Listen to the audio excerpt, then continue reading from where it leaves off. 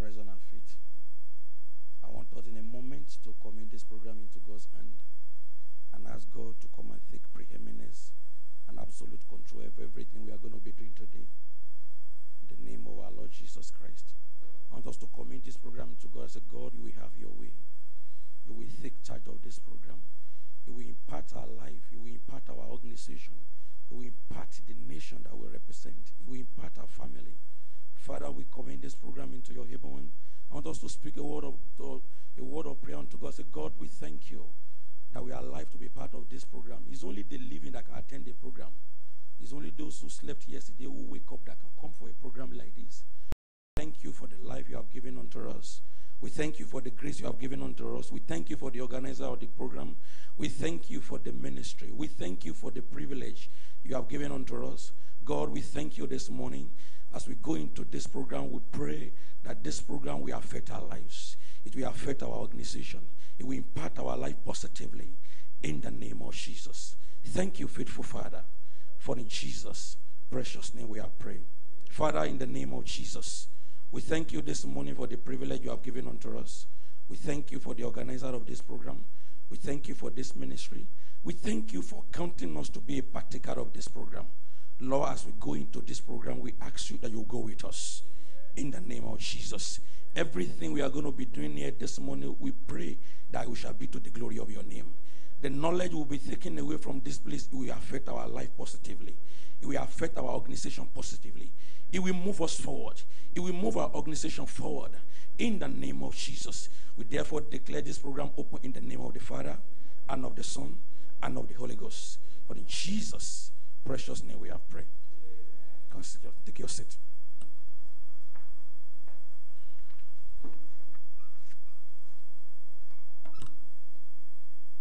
Good morning once again, and I would like to welcome you to PACM, Professional Accountant Christian Ministry. Today we are having a special program as one of our annual program, which is Empowerment Summit, and this is targeted at chartered accountants. And I'm just here to introduce PACM to you so that we know what PACM stands for and what we do at PACM. Our vision is very simple. It's to lead chartered accountants, CFOs, accounting graduates, undergraduate accounting students closer to God. This vision started over 2 decades ago, and it started when many of us were writing ICANN, and we deem it fits not only to write exam, but also to serve God. So in the process, we start with fellowship, whereby we use our break time in many of the tuition centers in Lagos then for fellowship. And as many of us qualified, became chartered accountants, we still keep on doing this work. As we speak today, in most major tuition centers in Lagos, we have a chapter of our ministry there, where we have, service or fellowship during break time. I will come to that in a bit. So that's our vision. Our core value is wisdom, integrity, power, excellence, and diligence. And God has been helping us over these 2 decades.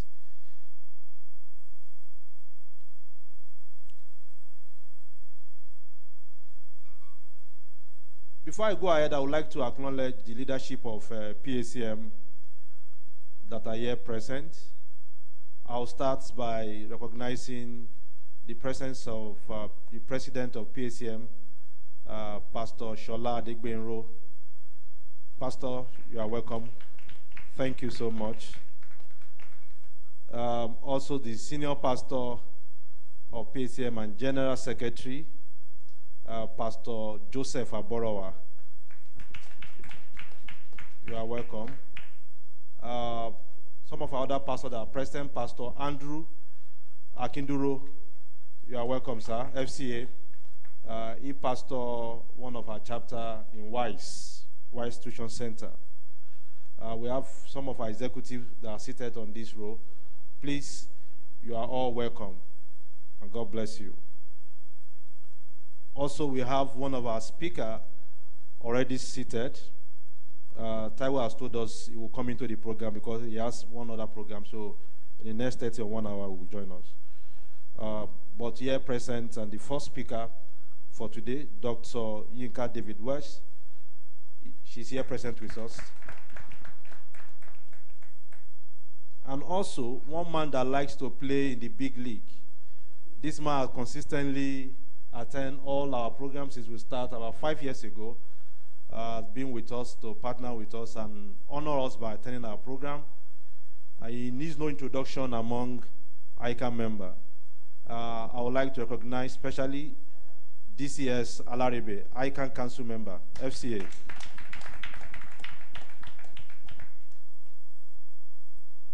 All right. I also like to recognize my friend, and he has been working tirelessly to get this done. Lanre Dipaiva, FCA. Yes, that's the man. All right. So, about PACM, like I was saying earlier on, we have chapters everywhere in Pi, Wise, Safe, Mantisa, Equatorial Trust, Password, Superior Point, Ivy League, it's an ACCA tuition center, Synergy ACCA tuition center. By the grace of God, I pastor Ivy League, so we have a fellowship there. And we have a fellowship, a chapter in Abuja. In Abuja, top notch, and every diet, particularly the professional diet, they come down from Abuja to our program. Every diet. And this November, they'll be coming for our November program from Abuja. So some of our programs that we have, that we run in PACM, I'll just run us through very briefly. We have camp programs, which is where we bring together all students writing ICANN exam, every diet. Currently, we have 4 diets at the ATS level, 2 diets, professional level, 2 diets. Right? So in March, we have a camp program. In May, for professional, we have camp program. In September and November, we have camp programs. So already this year, we have had 3 camp programs. The remaining camp program is in next month, November, for the professional. And when we have this program, we have students coming from all over, apart from tuition center.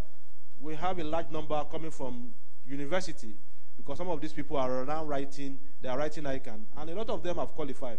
We have people here that have qualified 200 level, Unilag have qualified 19 years, one of our workers here.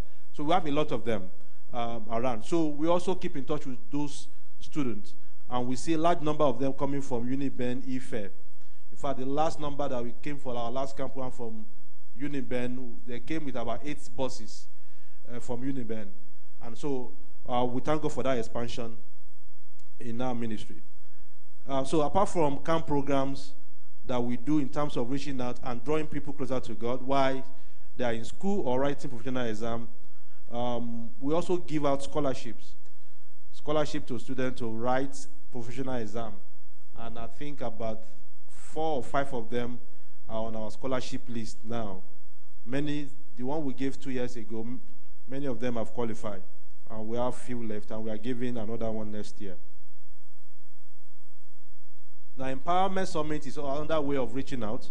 We started this series 5 years ago, so this will be the 5th year. 2014 was the first time we started. And I think Pastor will talk more about that when he comes on. All right, so that's all about PACM. If you want more information about us, you can visit our website, www.pacm. I think we have some information there, but you can also get in touch with some of us. So at this juncture, I would like to invite the senior pastor of Professional Accountant Christian Ministry, Pastor Joseph Abora, FCA, for a short speech.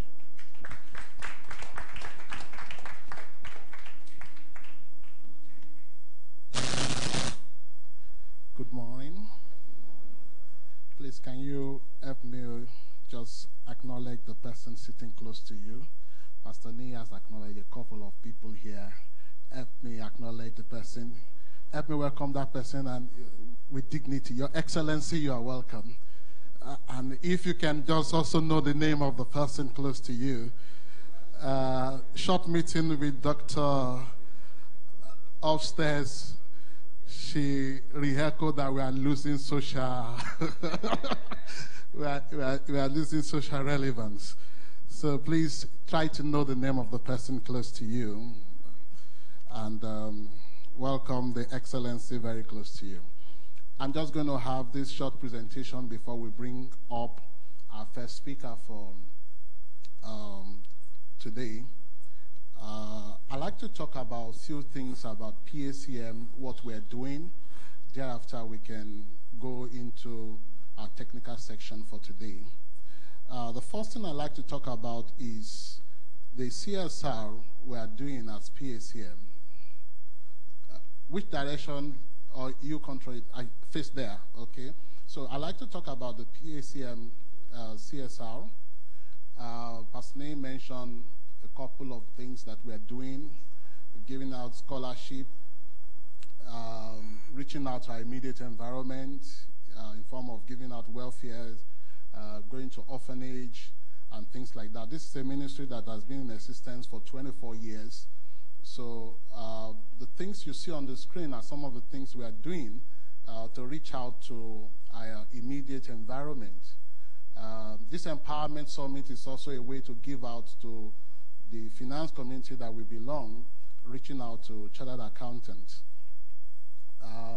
Scholarship we've given, 17 people have been beneficiary since 2015 we started this.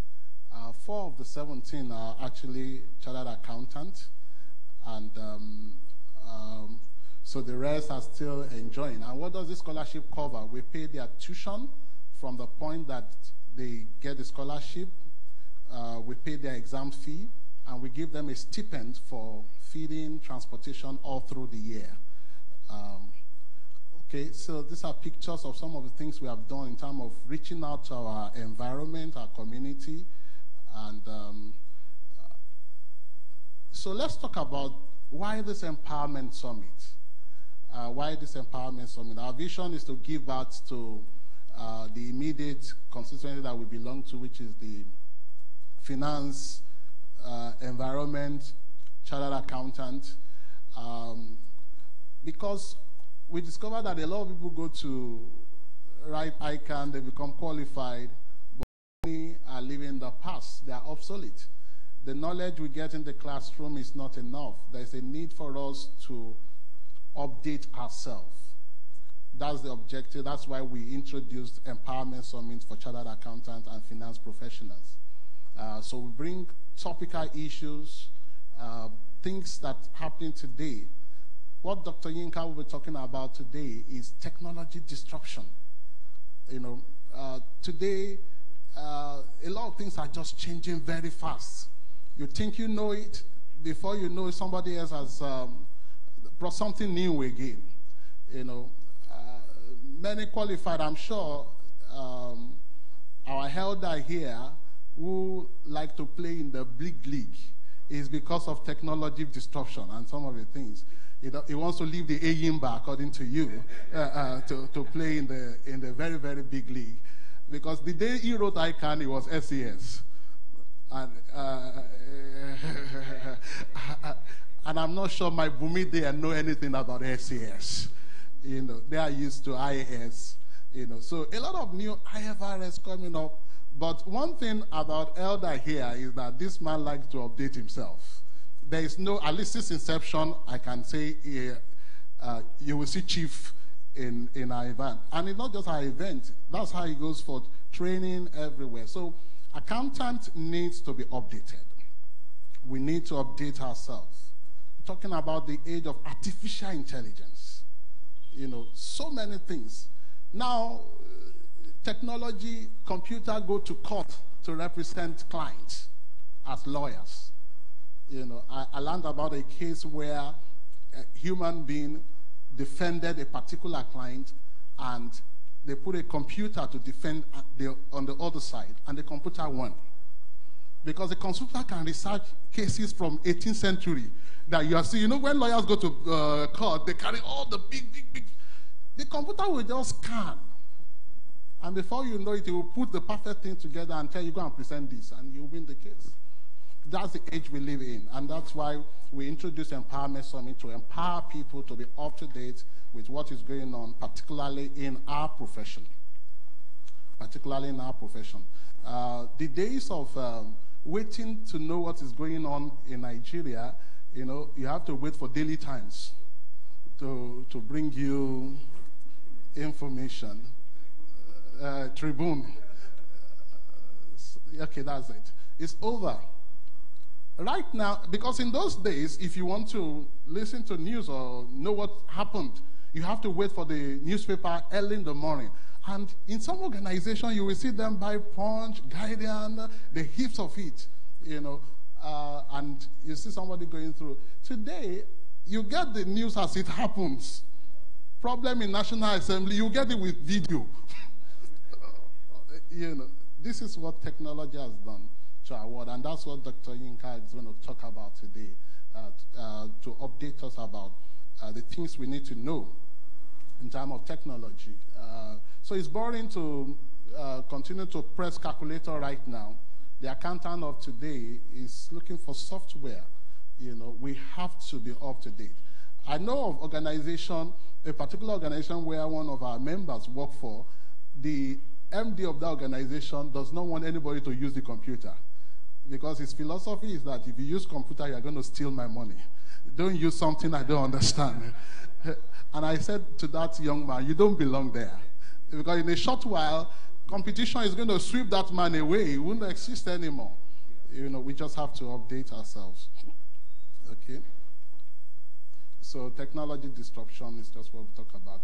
Okay, transfer pricing is another topic we're going to be talking about today. And Taiwo Yedele will do justice to that topic.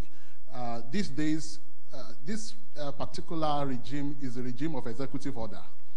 A lot of executive order about offshore assets, about things, about VAID, about a lot of things that we see.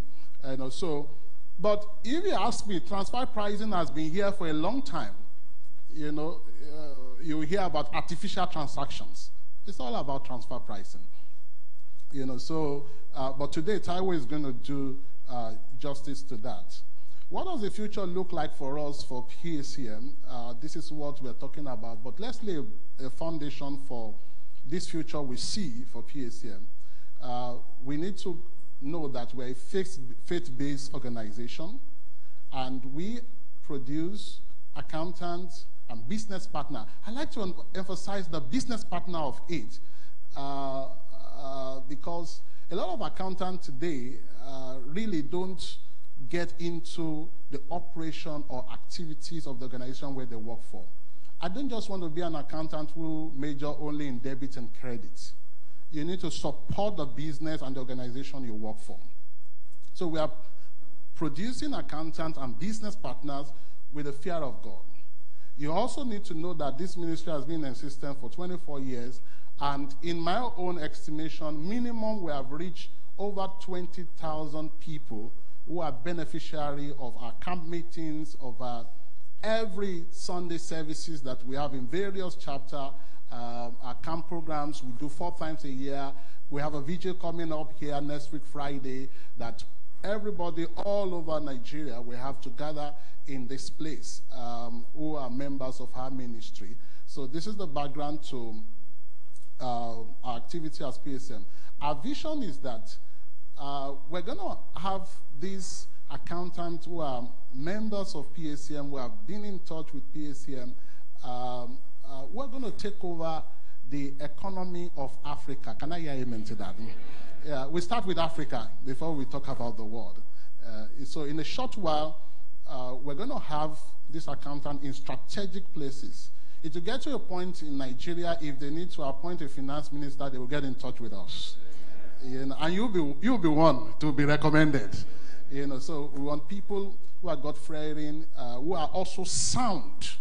So we are not just talking about the Bible, we are talking about people who are current, who know what is happening, and they can dissect the economic proof fast solution. That's the objective of this kind of program and PACM as an organization. We're also going to do more CSR initiative where we're going to empower our members, to do business. So you have a sound business idea. We're going to set up something like an endowment fund where you can come, sell your business idea. A lot of people, the challenge is that they go to bank, they're asking them to bring collateral and things like that. So PACM is going to create a platform where we have an endowment fund, and people who have sound business idea can come, and we can buy into that vision and finance that vision. We're working out how that will happen. It's not going to be a free fund, but it's going to be a platform that is better than going to the bank because we know you. Because we know you. We're going to expand with more CSR initiative as the time goes on. So I'd like to round up with this popular quote from Evelyn Tolfa, who says that the illiterate of the 24th century is not those who cannot read and write, but they are those who cannot learn, unlearn, and relearn. So that's what we have come to do this morning. We've come to learn, we've come to unlearn, and come to relearn. So I'd like you to sit back and enjoy yourself. Thank you very much. God bless you. Hallelujah.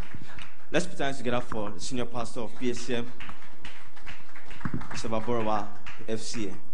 Good morning, everyone. Again, my name is Toluwani Adesheri, ACA. I'll be your anchor for today's intellectual discourse. So we'll be going right away to the first topic of the day. And before we go ahead, I would just like to read out the profile of the speaker for today. And I believe that we are here for, to rub minds, to get some information that will actually take us and accelerate, our progress even in life and also in career. So we can get our biros, our papers down as we put down the points and the lessons that we'll be getting from today's discourse. So I'll just quickly read the speaker's profile so that we understand who is coming up and we are able to appreciate, the quality and the caliber of the person that's going to be coming up on the podium to discuss. Dr. David West is an information systems professional with over 2 decades experience in the Nigerian IT industry, where she combines her teaching and research interest with industry consulting engagements. With a passion for the effective use of IT in business, Dr. David West not only makes IT understandable, but assists organizations seeking business value from information and business and related technologies through systematic decision making and managerial processes. She's currently a senior fellow in the Operations, Information Systems and Marketing Division of Lagos Business School.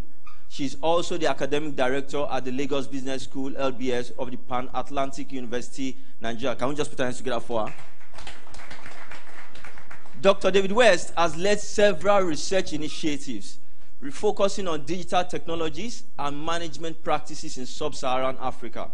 She currently leads the Sustainable and Inclusive Digital Finance Services Initiative that provides evidence-based research to support DFS operations and market-enabling policy development in Nigeria.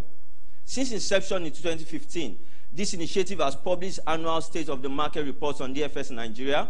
In addition, she has conducted research projects in collaboration with Research ICT Africa, South Africa, on ensuring economic and social inclusion via ubiquitous broadband delivery for Africa's underserved and unserved regions, using private-public collaboration mechanisms and reassessment of the quality of service frameworks.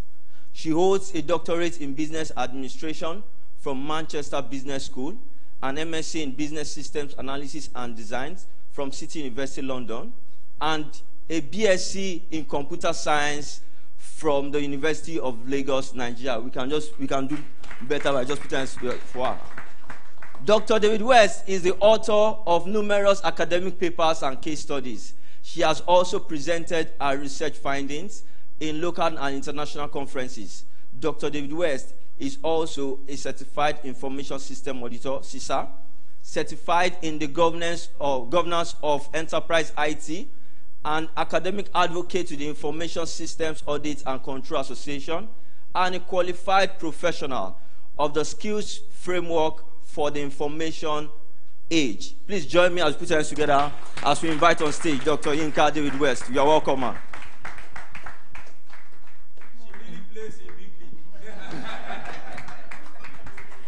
Good morning, ladies and gentlemen. You know, sometimes when I listen to that, I think, who are they talking about? It certainly cannot be me. Okay, thank you very much. It's an honor and a pleasure to really be here. And I think that I want to sort of make us realize that what we're doing here today is not just a checkbox, right? It's really about looking within ourselves and saying, how can we really become of value in this fourth industrial revolution, as we call it? You know, when the pastor was speaking, he said we need to learn, unlearn, and relearn. And really, that's really our individual choice. Nobody is going to force you. But one thing I keep telling people is that whatever you choose to put here, no one can cut your head away and take it. You retain that knowledge through your career and through your life. You know, this is an empowerment summit. And one thing you need to realize is that empowerment is self-empowerment. The platform gives you the opportunity. So PACN has given you the opportunity to empower yourselves. And it's self-empowerment. But one thing I remind people of is that you can't give what you don't have. So you want to go into a role and you want to say, I am a professional accountant, right? That already connotes a lot of weight. But then, are you going to practice and work in the manner and expectation of a professional accountant in Nigeria, in the region, and globally?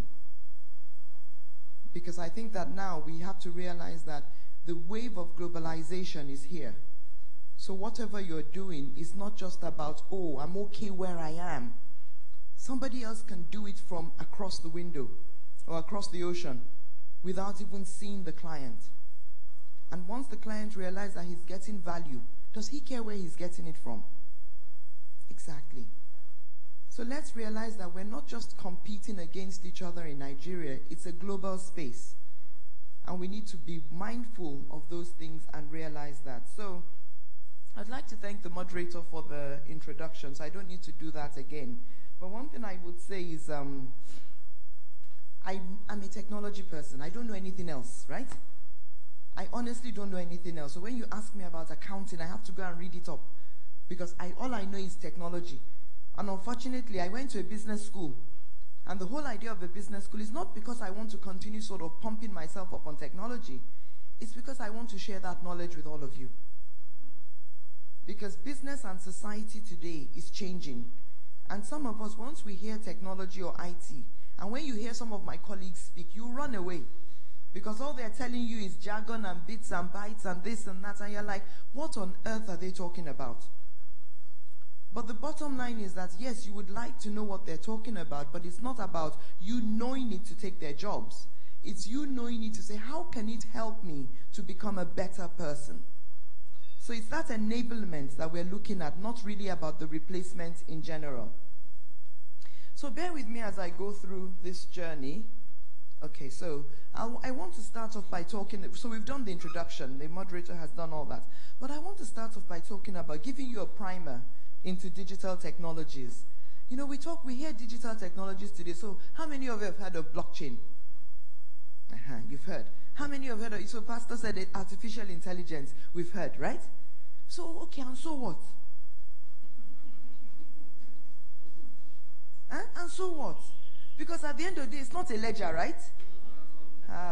So you think. That's the problem. So again, you listen to the words, but you don't go back and reflect and ask yourself, how is this real? What does it mean to me? And that's what I need to challenge you on. I was telling Pastor Shola this morning that we need to work on gender balance in PACN, right? Because I look around and I just see a sprinkling of women. Women, we need to rise up. Okay? We need to rise up. You know, they say what a man can do, a woman can do better. Okay. So you see, I always try and get that in because gender equity is very important across all our societies in general. Then I want to talk about digital technologies. Then again, the disruption that we're talking about. with regards to the accounting profession, not a global general discuss in general. So you can see, for me, it's like, let me tell you where your shoe should be pinching you now. All right? So we'll skip this. So what are digital technologies? How many of you have, how many of you feel that technology has changed your life today? Right? So I'll tell you a story. Lanre Dipiver here. Today is my first time meeting him, but he's my good friend. Right? We've known each other for like 2-3 years, and we've never seen each other before. How? Because of technology. So people are connected, right? We're connecting to one another, but it's not about the physical anymore. One day you will get to meet, but normally you would meet people, exchange a business card, and you get to know them, but it doesn't happen like that anymore. And so we can see that technology in everything has changed our lives. So we connect, we talk to each other, we WhatsApp, Facebook, you now have groups of people you went to university with that you haven't seen in 20 years, and you're connected with them as if you were still in school yesterday. But so let's look at, that's the individual side. But on the business side as well, technology is changing the way we work. And that's why we're here, because again, we're professional beings in organizations. Technology is changing the way we work. One of the first technologies I want to look at is digital platforms. So how many of you have used Uber? Right? You've used Uber. Uber is a digital platform. You know why? Uber doesn't own the asset called a car. Right? What are they doing? They're connecting drivers with riders. End of story. And all they're just doing is facilitating an interaction, right? Before, you'd have had to go out on the street, find your driver yourself, hail your taxi yourself, stand in the rain, find your taxi. Today, Uber is saying, no. I'll do it for you. Stay at home, and the car will come and pick you up. How do they make their money? Because they're making money. Because basically, you're paying for that convenience. And the driver is also paying for the convenience of having a deal, a job, a contract. And so that's how they make their money. So their businesses, and many of them are facilitating interactions. So Uber now is the largest taxi company in the world, but they don't own a car. Airbnb, the accommodation business, is the largest hotel in the world, and they don't own real estate. So basically, when you look at their balance sheet, Taiwo, what does it look like? It's beautiful. But all they're doing is using technology to facilitate interactions. And then they're not only doing this in one state, they're doing it globally. They're going city to city, and growing the ecosystem. So when we talk about platforms, we're not just talking about platforms that are, it's really about a two-sided market. And two-sided markets are not new. How many economics, right? When you did economics, multi-sided market. The credit card was your first two-sided market. But it was analog, right? Because it was like, connecting buyers with sellers and giving you access to money when you didn't have it, where you can buy. So when we talk about two-sided markets, it's really about facilitating an interaction between a producer and a consumer. The producer will always be producing. The consumer all the consumer wants is what can I get access to? And those interactions can range from transaction processing. It can range from just, authorization and security. It can range from billing and payments and order fulfillment. So the interactions vary, but the platform is there. So when you think about Uber, in China you've heard of Alibaba, right? Alibaba is the same thing. They don't own any inventory, but yet they're selling billions and billions. I think in one day their transaction load was up to 1.1 million or so transactions in one day. And these are things that are going on just using technology. Okay. How many of you have a Dropbox account? Dropbox, Google Drive, Gmail, Yahoo, right? So but then, do you know the phenomenon that you're using? It's called cloud computing. Okay? And the definition is that it's a model for enabling, right? Ubiquitous, convenient, on-demand network access to shared pool of configurable computing resources. So that Dropbox is like a hard disk, right? Or a flash drive. But then, it's not a physical drive that you take with you. But it's somewhere there, and anywhere you go, you can connect to it, right? The same way, and that cloud operates in different models. So you can have software as a service. Some people today don't even buy software. So all your Sage, all your accounting information systems, Sage and SAP, all the ERPs that you use, some people don't buy them anymore. They just rent them from the cloud. So when you're using Yahoo and Gmail and Dropbox, you're using it on a freemium model. You can get extra services if you begin to pay. So go and do Dropbox to tell you if you want more space, right? Pay for it, and that's how they now, and you pay a subscription. It's not that you own the physical drive, and then every day you can continue to expand the amount of space you need without going to replace the flash drive. So I don't know about you, but sometimes, a couple of years ago, maybe the largest hard disk was 500 meg, right? Today it's going up to 2 terabytes, and you're just stacking up and buying all these physical devices. What do you do with them when you don't need them anymore? You just keep them, right? So your house is now becoming a museum of hardware and technology. It is. So imagine you had servers in your office. But why do you still keep buying? And then the IT people will come and tell you, oh, the server needs upgrading, right? Oh, the server is not working properly. And then you have to think about, all the capex that you have to put out to buy that, and they're not cheap. Why do you need a server? Why can't you just rent it, right? And that's what cloud computing is doing. So you can either rent software, you can rent the platform and then some accounting people, they already have platforms that are already ready-built, ready-made, configured for accounting, and then, or you can rent it, the infrastructure directly. And they're different models. But the whole idea is that all you now need is an internet connection and you have access to service. I tell the banks that, in the banking industry, we all know when they finish their end of month transaction, right? Because you get all your alerts. Have an end of year. And then we're trying to solve financial inclusion as a problem. That means we're trying to bring more people onto the banking system. Do we have enough resources to process transactions? Or will they be processing transactions for 3 days? Are they going to buy the servers because of a process they need to do once a year? And those are the types of business decisions where cloud computing is making us think about again. Now, why should I buy a big server for an activity I'm going to do once a year? Why don't I rent the time, get my data back, do my internal distribution, and I don't have to do that anymore? So it's helping us rethink the models with which we used to use technology and acquire technology in general. How many of you have a Fitbit or anything like that? A wearable, Fitbit, Apple Watch, and all those things, right? What do they do for you other than tell you how lazy you are? No, I was telling Pastor Shola earlier on, all it does is every hour you must stand up, you must walk around, you must do this, you've been sitting for too long, etc. Right? But those things are not just about the personal life. Am I in the right direction? Okay, good. If you think about it, it's all like a concept called Internet of Things, right? And that means that basically sensors and devices are getting so small, and then they can transmit information directly to the internet for processing. So imagine all the records you're going through, you're doing stock taking, you're doing this, you're doing that as accountants. You don't even have to do it anymore.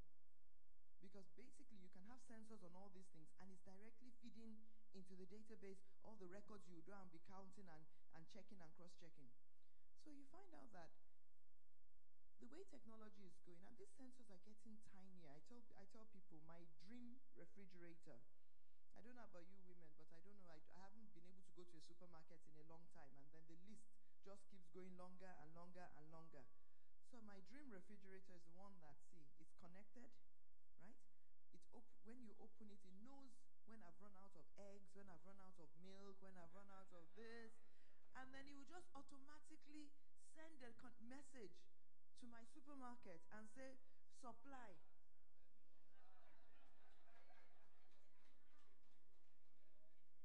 You see, guys, it is possible.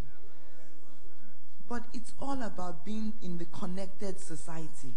And so my dream will soon come true. You don't want it to come true? It doesn't need prayer? Okay. No, it needs prayer because we all need to change in terms of how we manage ourselves and how the local environment adopts technology. Because technology is available doesn't mean that, oh, everybody is just going to buy into it in general. Okay, because even with the advent of GSM, some of us still prefer to drive to places, then you find out that, oh, the person is not there, when we could have actually connected and sent a message first. All right, so again, it's the behavioral change that we also need to think about and be mindful of, and technology can't do that for us. We have to choose to do that. So wearables, so you can imagine the impact and the benefit in places like in the health industry. You know, a couple of articles I've read have said about how the Apple Watch has sort of saved people's lives because it gives you an alert when your heartbeat rises significantly higher. So some people don't even know they might have a congenital heart condition, and then all of a sudden they buy this watch and it tells you that, oh, there's something not quite right here. Go and see your GP. So think about it. And then again, another thing is that in insurance, another thing they're looking at is how do we use genetic or genomics, right, to underwrite people from the health insurance perspective, because our genetic makeup is really predetermined, and we can begin to sort of study it and explore it to understand what we are and who we are. Okay, big data. Pastor was talking about data, but the thing they say about data now, they say data is what? The new oil. Nigeria has been an oil economy for how many years now? 50 plus.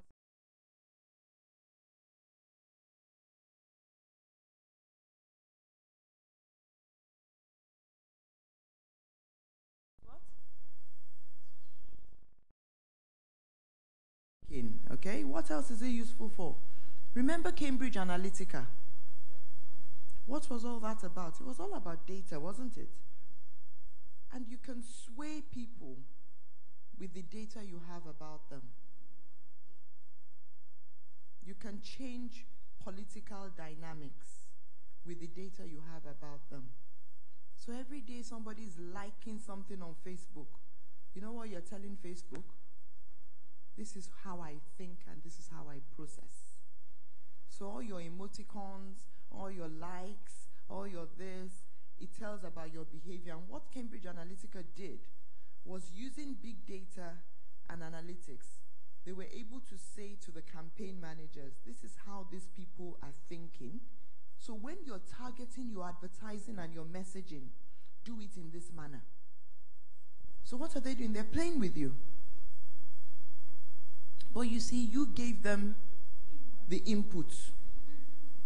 So they took that input, repackaged it, and got you to move in one direction. And it's the same thing with Brexit. So you can see that it's not just about, oh, data, right, is useful for decision making. It's transforming governments, societies, and lives, and people are using it in that manner. So Nigeria has a policy on data sovereignty. And why do you think that is? That let our data be local, our customer data, telecoms data. Why do we think that is? If anyone wants to cut you off right now, they cut off your internet, right? But all your data is somewhere else. You don't have access to it. They can hold you to ransom. Okay?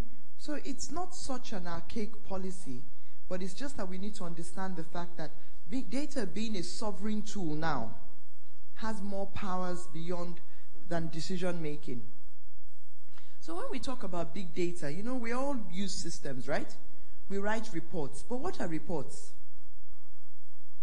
They're yesterday's news. They're historical. Yes, you want to know what happened yesterday, but then yesterday is not going to solve your future. Okay?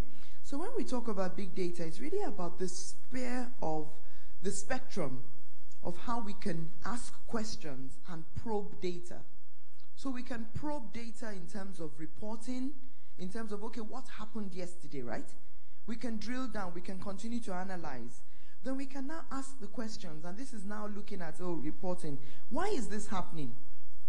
So you're now going into the realm of statistics and correlations, right? Why is XYZ happening? What is the cause of XYZ? Because I'm sure when you're looking at your accounting records or doing your audits and stuff, you see certain patterns, right? And you're asking, why is this pattern at this period, etc., etc.? What are the causal factors of this pattern? So when you see those causal factors again, right, you can say, this is what I expect to see. So when there's a break, you can automatically spot, oh, something has gone wrong here. And that's how we're using data. So it's not just about why is this happening, it's also about what if these trends continue? So, we've been talking about exchange rates for how many years, right? So if we go back to, we're at the stage now we were in 2015 in terms of the electoral process and the political instability, right? So what trends happened then? What do we expect to see between now and 2019? Or have we forgotten? Because again, think about the impact on the business in general. How are we preparing for it? That's why they say there's nothing new under the sun. But it's about being sensing, right? And preparing for what is going to happen. So it's not just that, oh, it happened like that. Predictive modeling, what will happen next? So we're going into elections. So there's this issue about, if Buhari loses, will he be a Jonathan? Right? If he doesn't, what happens? And those are probabilities that we're all playing with. Okay, so what if there's no bill? How will you continue to meet payroll? Okay? And those are things that we need to ask ourselves, what will happen next? And then optimization. What is the best that can happen? And if you look at the degree of analysis, the higher you go, the more intelligent questions you can answer. Then on the technical side, the chart is showing the technical side because there's technology behind it. And the whole idea is that we need to build what we call a data warehouse. Take all your transactional data and put it in what we call a data warehouse. And then you begin to exploit the data using different techniques like even visualization. So if you see, you can get charts out that look like a map if you have global data. And sometimes when we're looking at data in Nigeria, when you have national data, you can see the inequity in Nigeria. Because there are certain things that happen in the southwestern areas or in the south-south areas that when you compare in the north and you look at it visually, it's a totally different picture. So when we look at averages are good, but they don't give you the real view of the information in general, nationwide. So we need to begin to say, okay, with decision making, decision making is really about how do we develop actions or interventions? What actions or interventions are you going to take in a country, in a state like Lagos versus in another state like Zamfara or Kebbi? They will be different because the dynamics are different, the levers are different. And that's what this will help you look at and view in general. So we've all heard about artificial intelligence. And there's a big debate here. Is artificial intelligence going to replace human beings? You've heard about the fourth industrial revolution. The World Economic Forum is talking about the future of work. So, and we're all like, Pastor was saying that, a lawyer, you don't even need to read the documents again. The computer will just do all the reading and send it off to you. So is artificial intelligence here to replace? Or is it here to complement? What do you think? Complement. Okay. Pardon, anyone for replace? You feel it's going to replace? Okay. It's a mixture of both. Because there are many, for example, repetitive work. There are certain tasks that are repetitive that a computer can do better. How many of you have heard about the self-driving car, which uses vision-based artificial intelligence to know what objects are around and how to maneuver, right? Now, the concept of the self-driving car is not just for us able-bodied human beings. It's also for people who are visually impaired. Imagine a blind man. He can't go to the dry cleaner.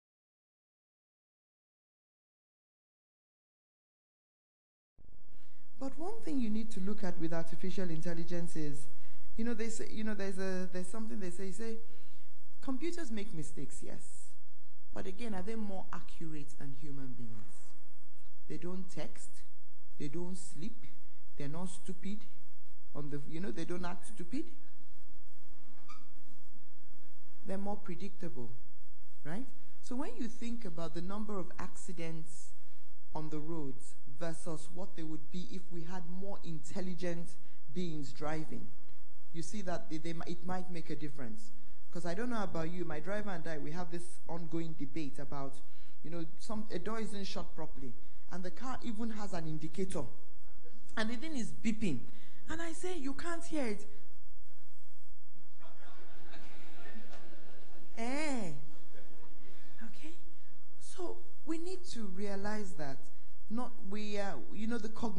brain is an organ. And sometimes if it hasn't been properly developed, it's not going to function properly. So artificial intelligence will replace mundane tasks. It will. Let's not kid ourselves here. So if you're in a role that all you're doing is checking ledger, something, guys, that job is going. All right? But all hope is not lost. There's an artificial intelligence tool for algorithm for transportation. It's called Lara.ng. And so you can tell Lara, I want to go from Jibowu to Aja. And Lara will tell you, go to this bus stop, take this bus, take this bus, take this bus, and basically it tells you approximate fare. So someone said to me, why is that useful? And I said, so imagine you've come out of Lagos. You don't know Lagos. You need to get from point A to point B. So let's say they drop you by the toll gate, for example. You need to get into town. How do you get there?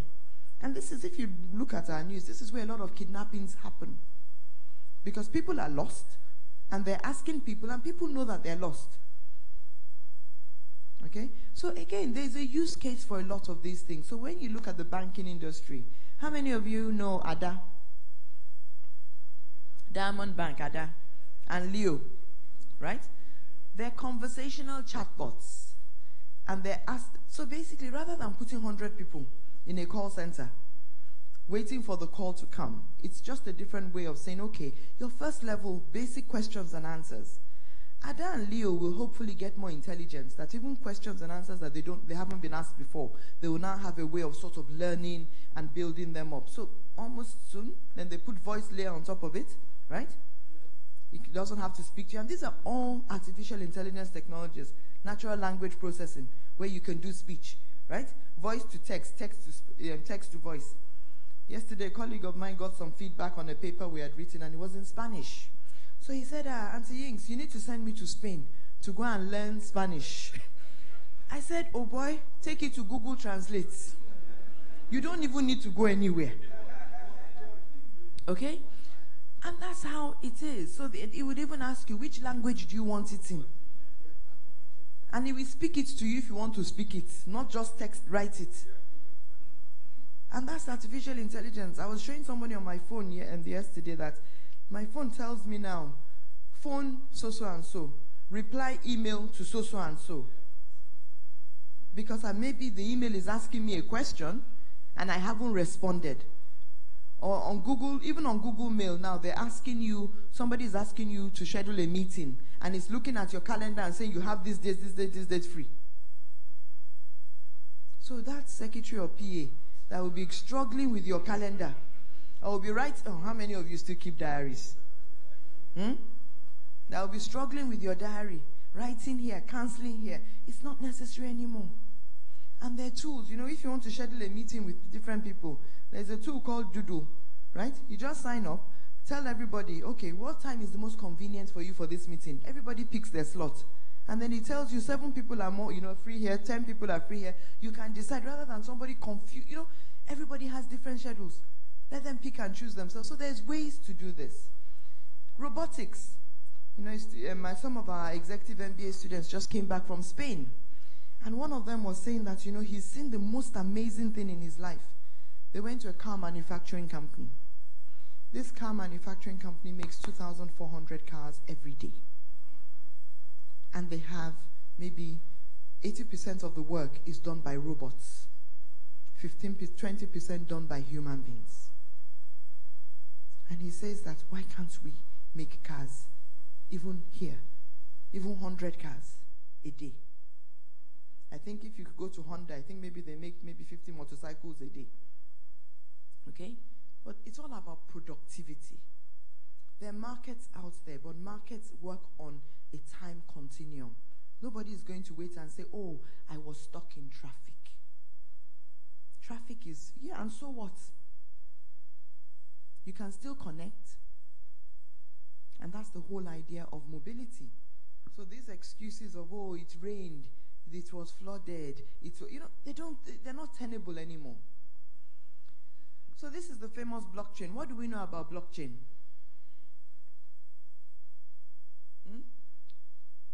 Blockchain. We've all heard about it, right? What do we know about it? It's a distributed ledger. And it's basically a piece of software. Unfortunately, the most popular implementation of blockchain is Bitcoin and cryptocurrency. And yes, it has its purpose, but the CBN and everybody else has said, you know what, it's MMM.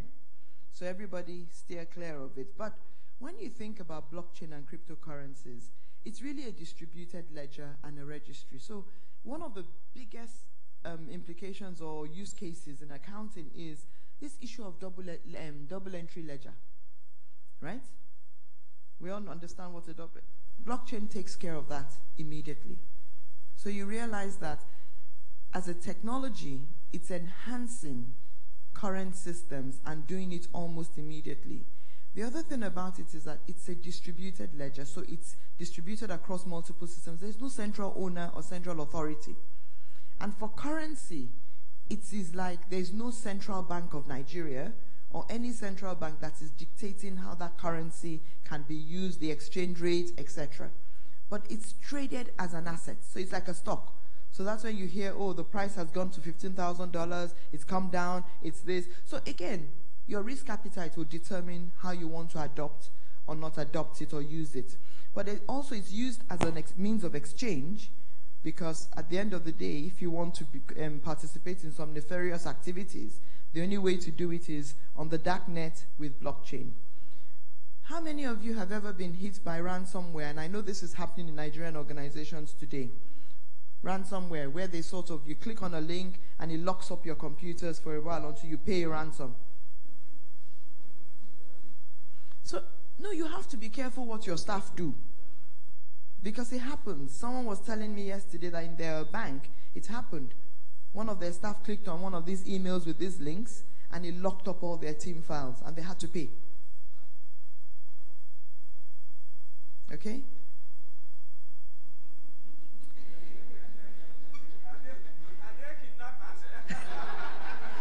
They kidnap your information assets, your data, and you said data is the new oil.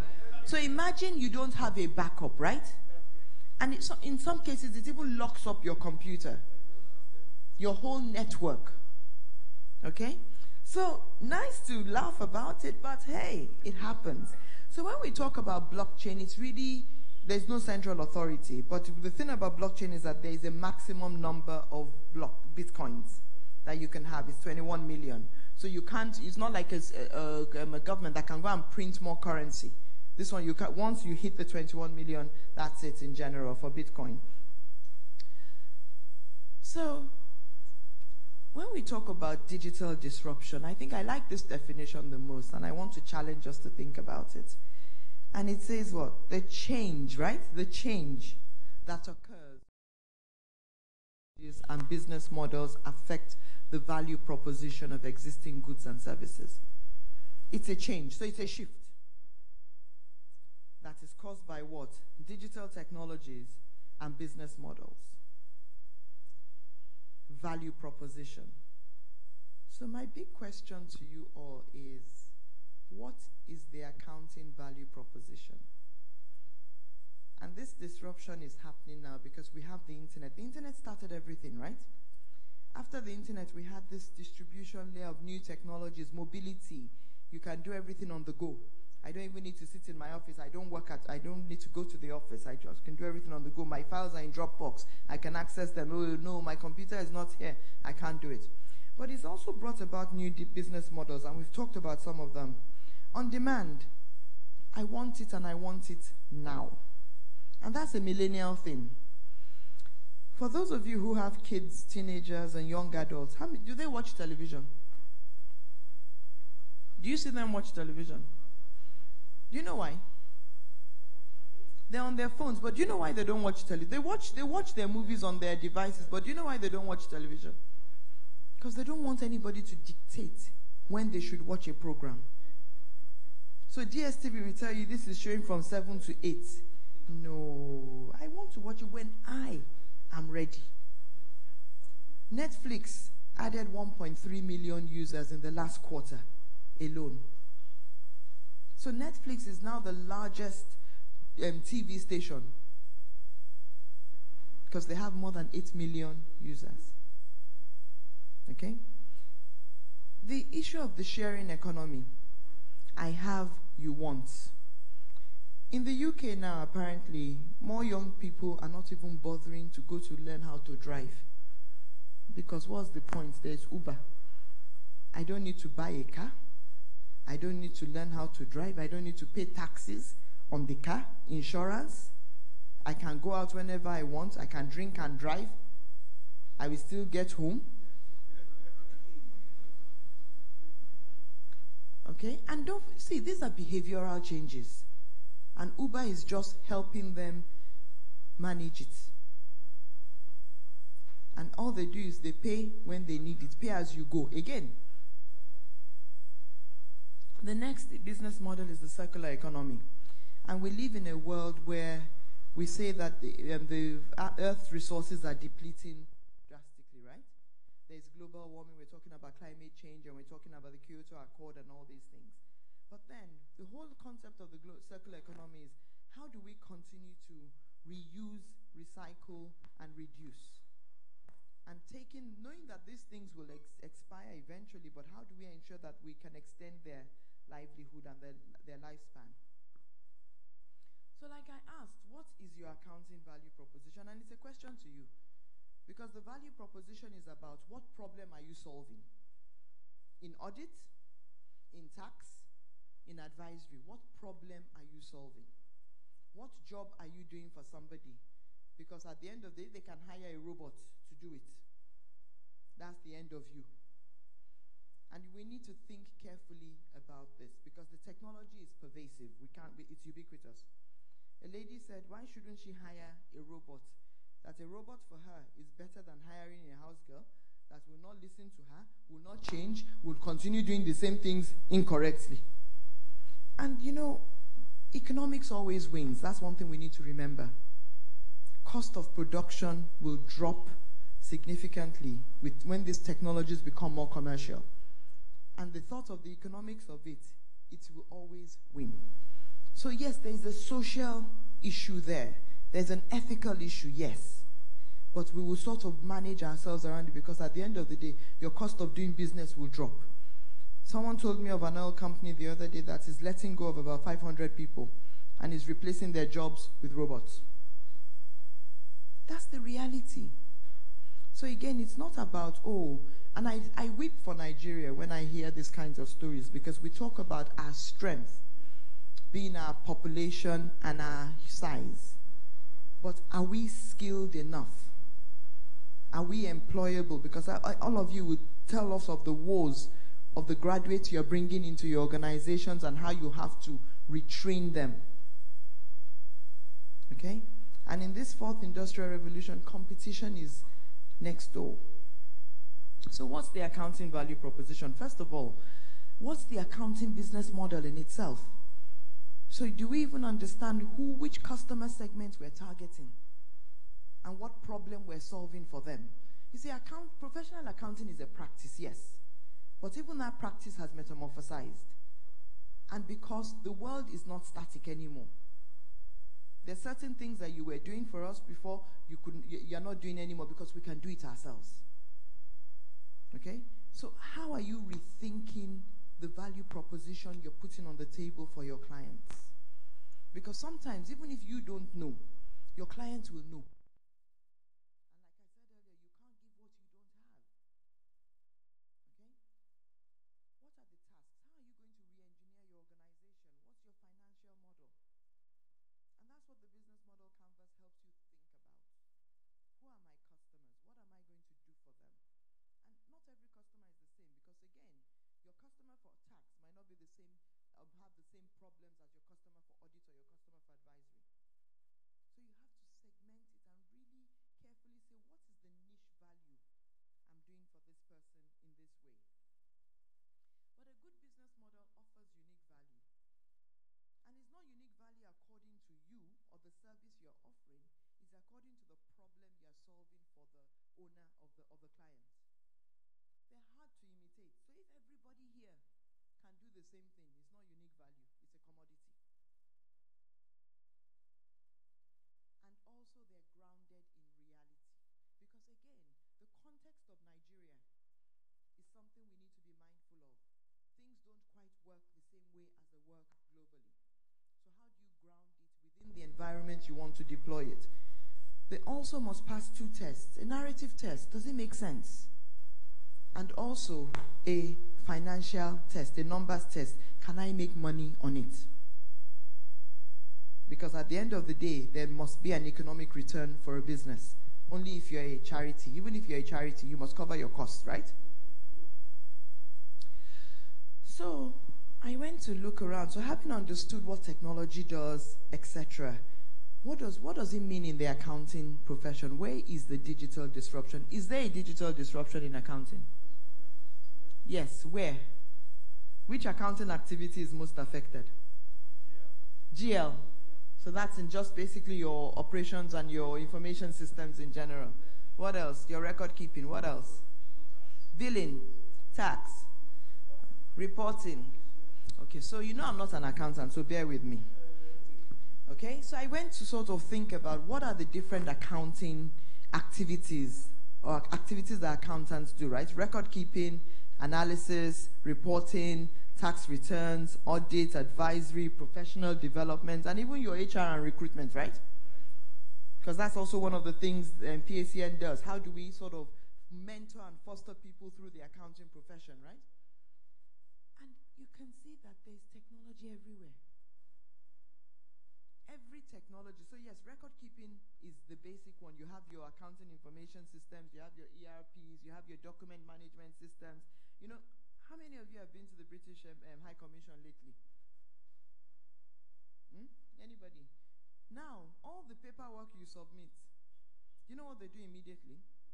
They scan it. They scan it, give you your paper back. But you know, not only do they scan it and transmit it to a processing center in Sheffield. So that's where they're analyzing it and the decisions are being made. So imagine DHL before, they would have been carrying boxes of paperwork up and down. Even if you think of DHL and think about the American Embassy, 9/11, when 9/11 happened, they realized that they had to overhaul their whole system. And they did it because they didn't know where these terrorists came from. And they realized that they were always, this information was always stale.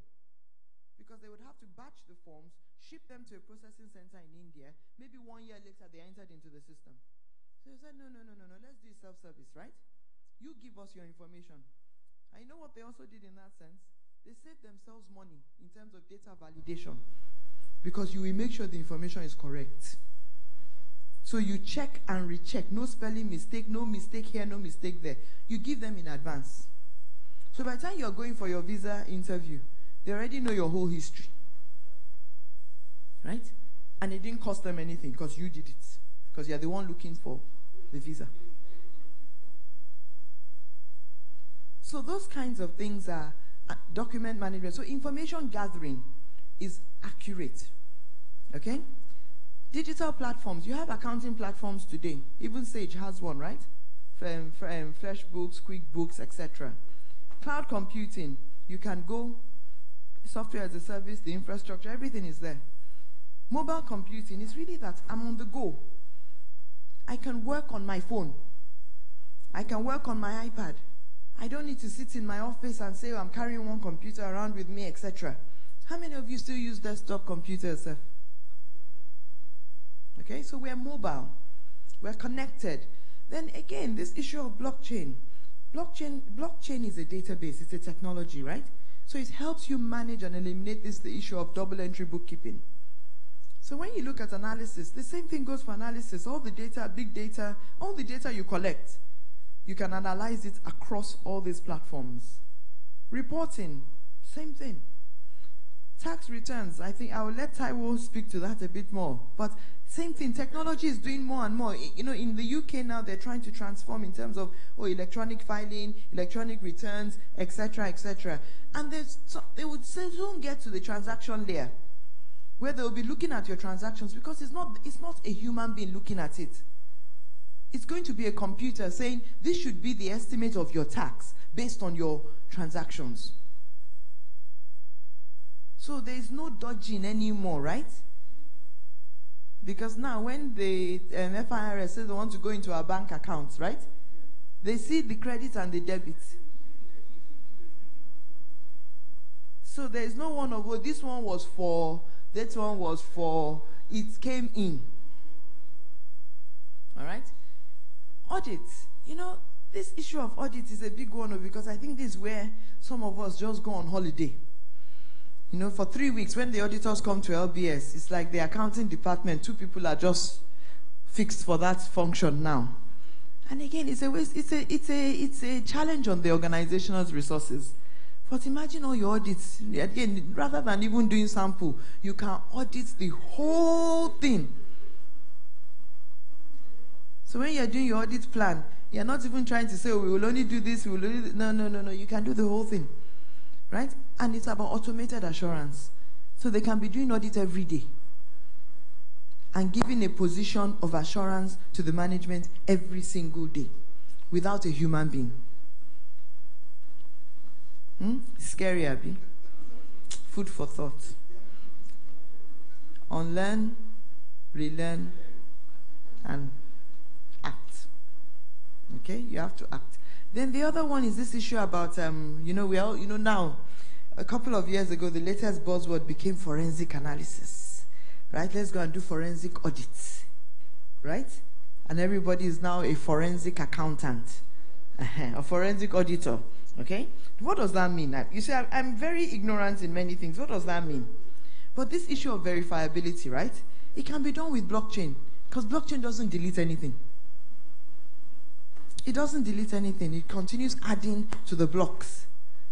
So when you think that, my job is secure, nobody can do it because technology is doing it. And so with artificial intelligence, what you find is that people are writing programs or algorithms that work the way you work. So that's the layer of expert systems. They're trying to say, okay, how does an accountant do this? What are the reasons? What are the rules, right, of this practice? And they're building it into a system, and they're saying, okay, it can complement, it might not replace, but basically 9 out of 10 times it will be more accurate. Okay? Advisory. Now you have platforms for experts, and I think some of you might even be on some of these platforms where you can join a platform and you can start giving advisory advice to different clients from around the world. So for example, Nigeria, and this is where the global firms make a lot of money, because first port of call is a company wanting to do business in Nigeria. They'll come to a global firm because, they have the name and the reputation. Tell me what goes on in this. What are the rules? What are the laws around this practice, etc. But then there's some expert platforms where you can join as a professional and continue and have a group of clients that you can give advice to. But then it does stop individually. So collectively in Nigeria, how do we begin to build some of these platforms? Because when you think about the SME layer, right? They're the ones that don't have access to your services. How do we think about, okay, how do we build services and give them services? Because if you don't, somebody else will do it and they'll go and buy it from third parties. And associations such as these sort of give a stamp of credibility, because you also don't just want to hire any icon. You want to know that this person has some form of credibility and a stamp in general. Professional development, online training is it too, because you can reach more people, okay? And be mindful of the fact that some of them are paid for, some of them are free. And I think this is where, with platforms like edX and Coursera, you can learn anything in the world. But again, it starts with you, your own willingness. Rather than saying that, hey, I want to go overseas for training. You can wait till you go overseas, but the knowledge might have even changed by the time you get there. And don't forget that your competitive advantage is a function of what you know now. Then the other thing about engagement and recruitment is the area of workplace platforms. And there's a lot of workplace platforms like Jobberman that help you find talent. But I think the ones you should be most wary of or scared of is the ones that offer freelance services. Okay? There's a growing global world now of, oh, I can freelance. You know, everybody has a side hustle, right? In America, they call it the gig economy. So everybody has a side hustle. So you have platforms like Fiverr and things like where they say, oh, come and render your professional service, and you get your money. And then because it's a platform, the platform is facilitating somebody that needs accounting or bookkeeping services, and you do the work and they pay you. Okay? You don't need to see the client. You communicate, and if you need to have a meeting, you know, you do Skype, you do Zoom, you do anything.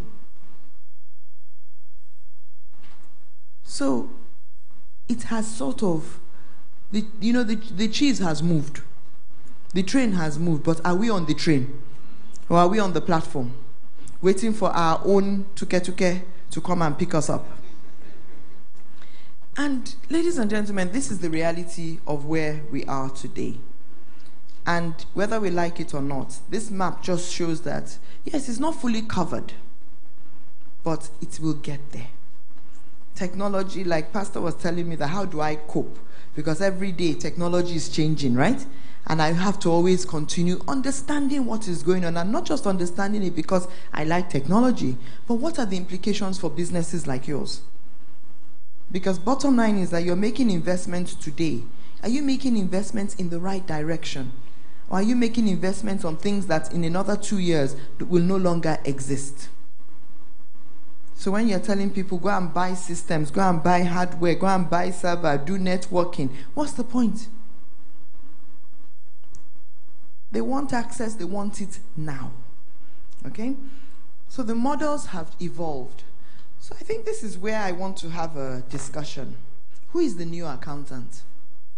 And how do you begin to build your own digital transformation journey? I can't do it for you. All I can do is show you what's going on. But this is now your own decision. Or do you feel that you're okay where you are? Well, you see, sir, I'm not going to ask you because you are a different generation. I'm asking the millennials. But you see, what is sad is that if you are saying no, and the millennials are still not, they're not quite sure, I'm concerned. Their generation said, but they must be the one. They're the ones that are going to lead the uprising. But are you convinced?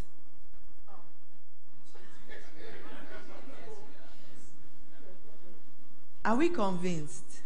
Yes, we are. So how are you going to build your own path? And I think because this, like I said, this is about change, right? We started off with change. Change is about I'm going to move incremental steps day by day. Change is about I'm going to learn something new every day.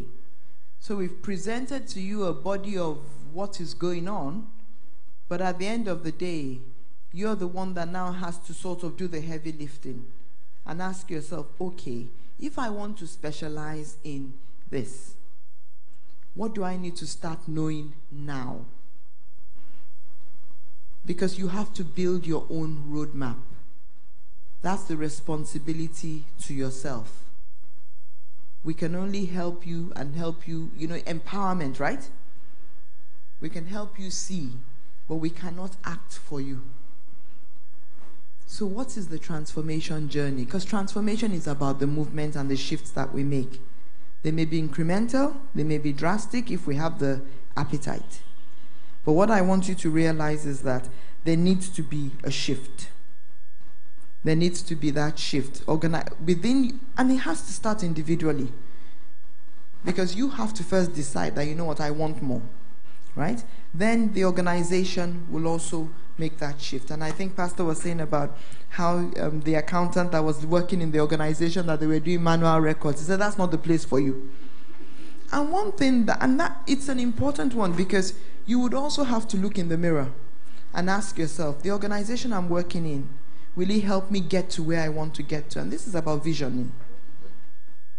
And you have to begin to do that self-realization and self-assessment that if this is what I want for myself, we have the internet. Google is there. But are we using it to sort of say, what next? Or am I, because I'm doing audit today and I'm doing it well and I'm the champion auditor, right? Someone can come and pull the rug from under your feet. And that person is not even a human being. It's a bit or a bot or a bite. If they will give it a name, Leo, Ada, whatever. But he can do it. So ladies and gentlemen, I think for me, the question is not about, oh, technology is here, technology is good, technology is everything you want it to be. It's more about you. How do you see technology transforming you as an accountant and the work that you do? And how are you going to sort of align with that? And then what actions do you need to begin to take to ensure that daily you're moving closer to a better future with technology? So I have shared, knowledge is not static. By the time we leave here today, there'll probably be new sets of knowledge. So we have started a journey. My expectation is that you will continue on that journey and you won't stop, because I think that the quote Pastor gave at the beginning was most relevant. We need to realize that we are here as beings to learn. Artificial intelligence is here, yes, but it requires superior level thinking as well. It provides you with a world of resources. And then you can now say, okay, how do I interpret these resources in the context of an NMPC? What should they be doing today to avert future challenges tomorrow? And I think one thing you also need to realize that contextualizing your knowledge, because the accounting knowledge is the fundamental of any business. It really tells you about what the business is and really helps you define the business model. But again, it's about you coming out of your silo into the business, not just waiting and saying, all I'm doing is general ledger. Okay, the business does not operate on general ledger. Somebody else can run the general ledger. And the question I ask a lot of technology people, because when you're professional in a certain way, you sort of stay in your own silo. The question I ask my IT people is, can you ever be MD?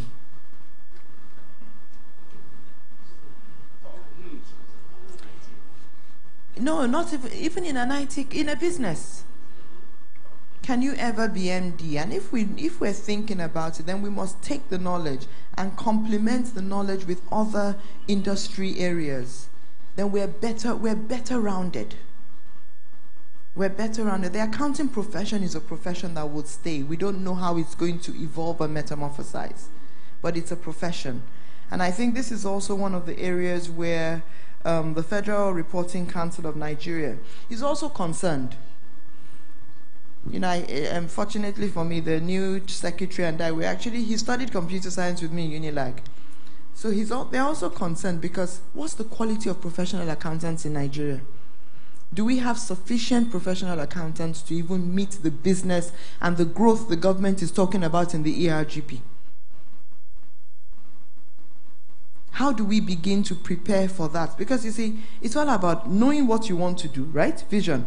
And putting the actions in place to ensure that you can reach that vision. What are the implications of the new corporate governance code? How do people now need to conduct themselves? And there's the thing. So it's not just GL anymore. It's more about business advisory. And that's how you need to see yourselves in general. Technology is your friend. There's every technology to help you. But it's about you understanding that the world is a big place and you need to tap into that world.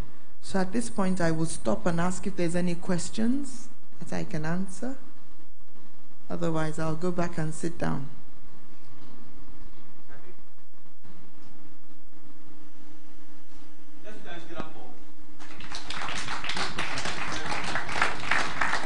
I think since she's still on the stage, we can actually use this medium to kind of ask any question that we have. So if we have any question that I would like to ask, they are very thought-provoking points that we have learned today, we have heard today. So any questions, about the technology and the disruption in the accounting profession? Anybody?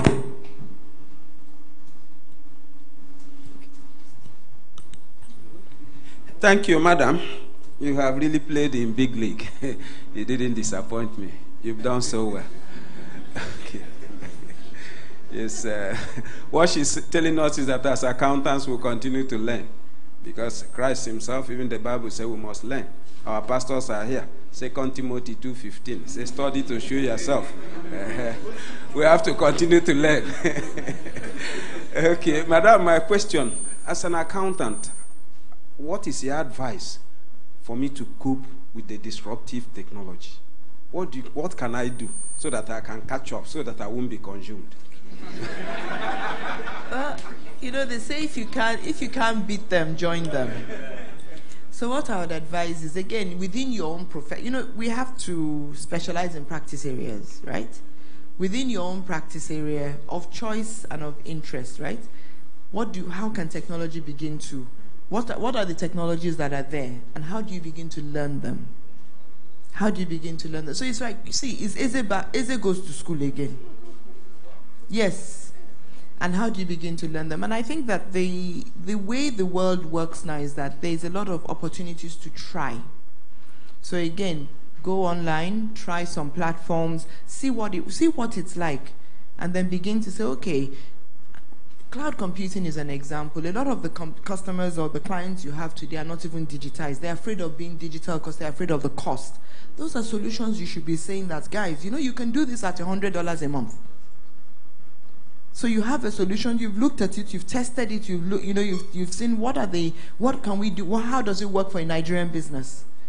And then you can say, see, begin to build your client base. Everything has to end in a commercial return, right? But it's about you now digging deep, taking a deep dive, and as you said, join them. So you don't have to be an IT vendor, is what I'm trying to say. Because when you build a relationship and they see your transactions, there's always communication channels to say, oh, can it do this, can it do this, can it do that? And one thing we're very mindful of is cost. So if you can give somebody a solution at $50 a month, they do their entry, and that's the kind of thing you should be looking at and thinking out. You need to grow. And it's simple. So you find people sitting in their houses doing audits, doing all these things for next to nothing. Because at the end of the day, one thing we need to be mindful of is, can we deliver services at 5,000 naira a pop? Because to reach the 37 million MSMEs, we have to be thinking in that direction. Not everybody is a company. If you look at the organizations as a pyramid, right? They say there's fortunes at the bottom of the pyramid. So how do we unlock those fortunes? So we also just need to look around and think. The Bible says we have eyes, but we do not see. And I think this is one of the things where we need to now use our reflective thinking and saying, okay, how can we use our eyes, but see through solutions and opportunities? Okay? So you have to do some research and start that way. Yes. Thank you very much, ma. We have another question. Yes, ma. Thank you, ma. I have two questions here. And number one question is that technology itself requires like an input to give an output. And if you look at today, most especially in accounting, sometimes when people input data, when they input a wrong data, it causes it brings a lot of problem to the company and requires reconciliations, and before you know it, it takes time and wastes the company's time. So what solution do we bring as we brought to curb that? The number 2 question is that if you look at the technology itself, it's said to solve a problem or to give a solution. And there are some people that their own objective, the technology might not really serve. Maybe they have a different thinking or objective they want to achieve. With technology is achieving the opposite of it. Probably those that have a negative intention, for example. Now they try to think ahead of the technology and look for loopholes that they can use to play smarter than technology. Just like those that at the end of the day they try to steal information, the hackers and all that. So, and I know that also technology, we try to advance it and look for a way to curb it. But at the same time, it's something that happens every time. Even when they try to advance it, there's still another loophole that comes out, and yet it takes advantage of that.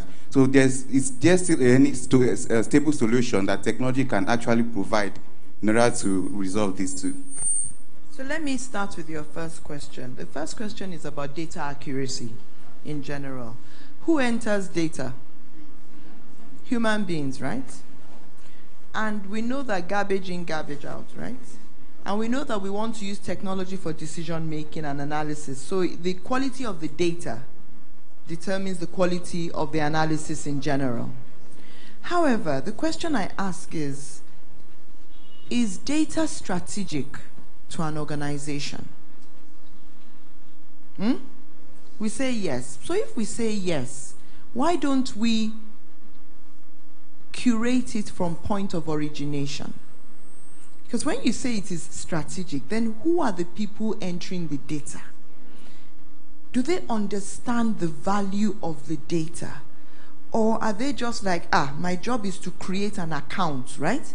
Let me put in abc@gmail.com. A student was telling me the other day about how they were doing some analysis of their customers, and they found out that everybody was a trader. Because the entry person was putting trader, because that was the simplest thing for them to put. Okay? Now, you see, this is now common sense, I'm sorry to say.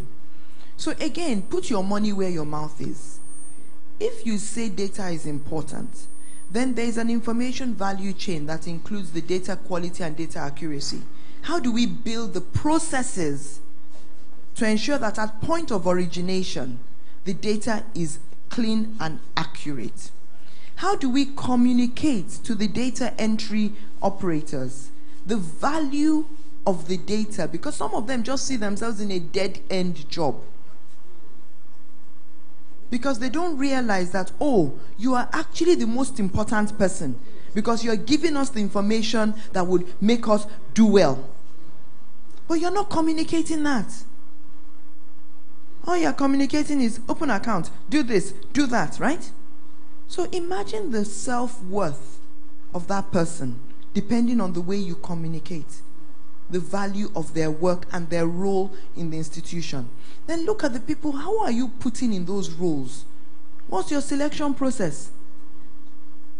Are you putting people that pay attention to detail? You can't give what you don't have. So it's not a technology problem. It's a human problem, and not putting the appropriate resources and capabilities to do the job properly. So it's going to cost you more in the long run, because you're going to be cleaning up. You will now be looking for the voucher. Abi, that's what you people call it. The original voucher, source documents. Okay, so again, when I'm signing things in my office, I look at them. One day someone brought something to me. The invoice was in dollar. No, the invoice was in euro. He brought the expense voucher in and wrote it in dollar. I said, I can't sign it. And he was looking at me like, what's your problem? Okay? So again, how do you communicate those kinds of things? Because the invoice and the expense don't match. Auditor will now come and say, why did you sign $700 when it was 700 euro? They're not the same thing. So again, do we even understand all those dynamics? So, and that's about organizational communication and the culture within the organization. Okay? Your second question was about, what was that one again? Hacking, people taking advantage of technology when it comes. See, my dear, there's area boys everywhere.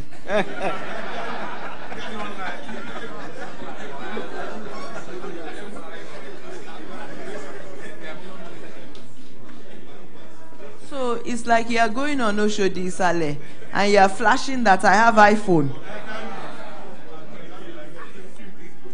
Again, there's two sides to every story.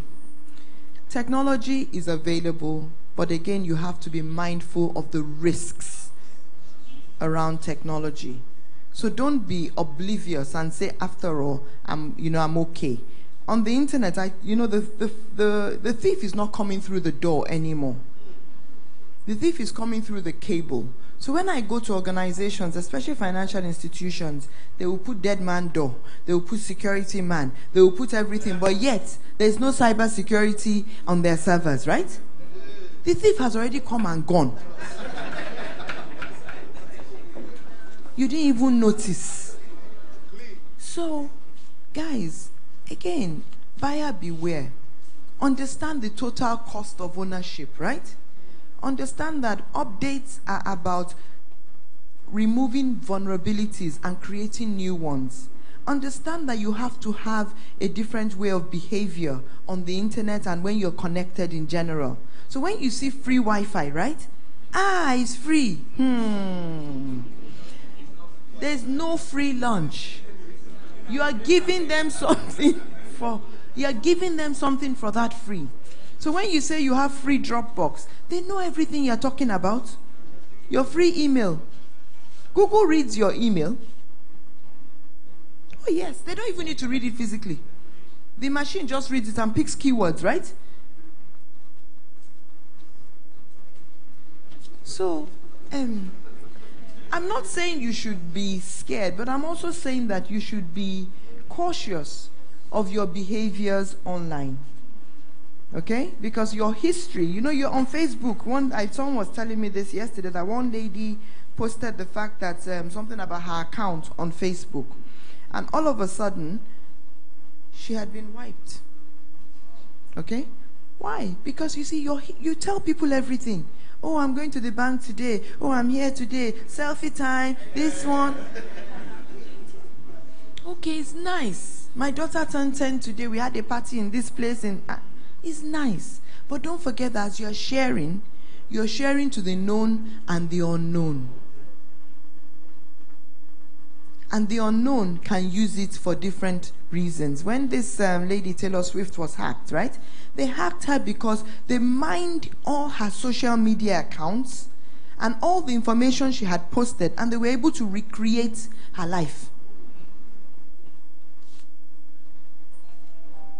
So, there is a responsibility we also have, because there will always be area boys.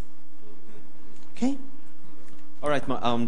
Thank you very much, very much, ma. So we take this as the last question for this session. We also have another Q&A session coming after the second speaker's discourse. So this is an online question from one of us streaming online, and is asking from, his name is Kendi Odulami, FCA. He's saying, what and how much of assurance do we give to our clients, keyword, to demonstrate that their financial data integrity and security cannot be compromised in a world and generation where hacking of even highly sophisticated security network is on the rise? Okay, I think that assurance is a continuous thing nowadays, because there will always be new vulnerabilities coming on. So I cannot say that, because you give assurance today, that assurance is going to be time immemorial. So it's about having your information security expertise also on, and continuing to scan and screen where your vulnerabilities are. Right? So like you're doing your normal audits, right? You must always be screening where your vulnerabilities, where the issues. So your networks must be secure. Are you encrypting, right? And when we talk about encrypting and data, we're talking about not only data in motion, but also data at rest. Okay? So are you encrypting that data? Are you leaving files open? Are you sharing files on Gmail and open sources without any mindfulness of, oh, what is in this file? Is there any confidential information in it? And how do I ensure that it's secured? So this is where, when you talk about cloud computing, you might have to spend some more money, because there's open public clouds, but you might have to go for a private cloud. Right? Are you putting in the secure channels like virtual private networks to ensure that you're transmitting properly, you're storing properly? And again, have you trained the human beings on good practice of using technology? So it's not one quick fix. There's no magic bullet. It's always about being mindful of the fact that there are vulnerabilities. Then software updates. Are we doing our software updates? Because the problem with Microsoft, Apple, and everybody is that time to market is of essence. Everybody wants to get their product to launch or on a date when they've announced, because again, their share price is going to drop. And they're mindful of that. So what do? They ship out a buggy product. And in that buggy product, you have to now be mindful of the fact that updates are there. You update. Some of us, we see updates on our computer. We say, no, we don't want to update. Because we don't realize that updates are actually closing vulnerability gaps. So knowledge is also one of the biggest challenges we need to fix. So in terms of that assurance you want to give, you build assurance by, first of all, giving them the confidence that you've put the right layers of security and protection in place, and you're continuously reviewing and updating them. Thank you very much, ma. Let's put our hands together for her as she takes her seat. Thank you very much, ma. Wow. It's been a great one, and like the first speaker said, it's not about just reading and writing. You must be able to what? Learn, unlearn, and relearn. And she added another one and said we need to also act on it. So I think these are pointers, food for thought, that we need to think about them and see, how do I strategically put myself along this digital transformational journey to be part of it, and not and my job does not have a question mark in some years or maybe in some months' time. So let's put our hands again together for Dr. Yinka once again. Thank you very much, ma. And because of our time, we're going straight to the next session, which is going to be taken by Mr. Taiwo Edele. But before he comes on stage, we will just read his profile, and we invite him up on stage. So Mr. Taiwo Edele is an author, a public speaker, and thought leader on business, governance, and economic matters.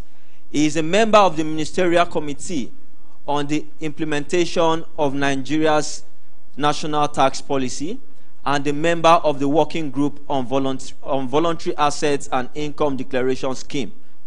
I hope some of us remember this from the last Empowerment Summit. Yes. Okay. All right. He's a contributor to the annual Doing Business report of the World Bank, which compares the relative ease of doing business in 190 economies worldwide. Mr. Edele is a fellow of the Nigeria Leadership Initiative and a member of the Corporate Governance Society Nigeria. He is the chairman of the Taxation and Fiscal Policy Management Board of ICANN, member of the Nigeria Taxation Standards Board, and previously served on the ACA Global Governing Council for 6 years. Wow, let's put our hands together. Nice one. He is also a member of PwC Global Board for Leadership Development. Mr. Edele has attended executive courses on leadership and policy at the Gordon Institute of Business Science, Harvard, and Yale University. He is the founder and president of Impact Africa Foundation and a guest lecturer at the University of Lagos, Babcock University, and Lagos Business School. Before he comes on stage, I'd just like to also let you know, at the first line says that he's an author. One of his recent books is this, Insights on Taxation and Fiscal Policy, and he has an information stand outside which we can get after we are done with today's program. So please join me with an ovation to welcome Mr. Taiwo Edele. You're welcome, sir.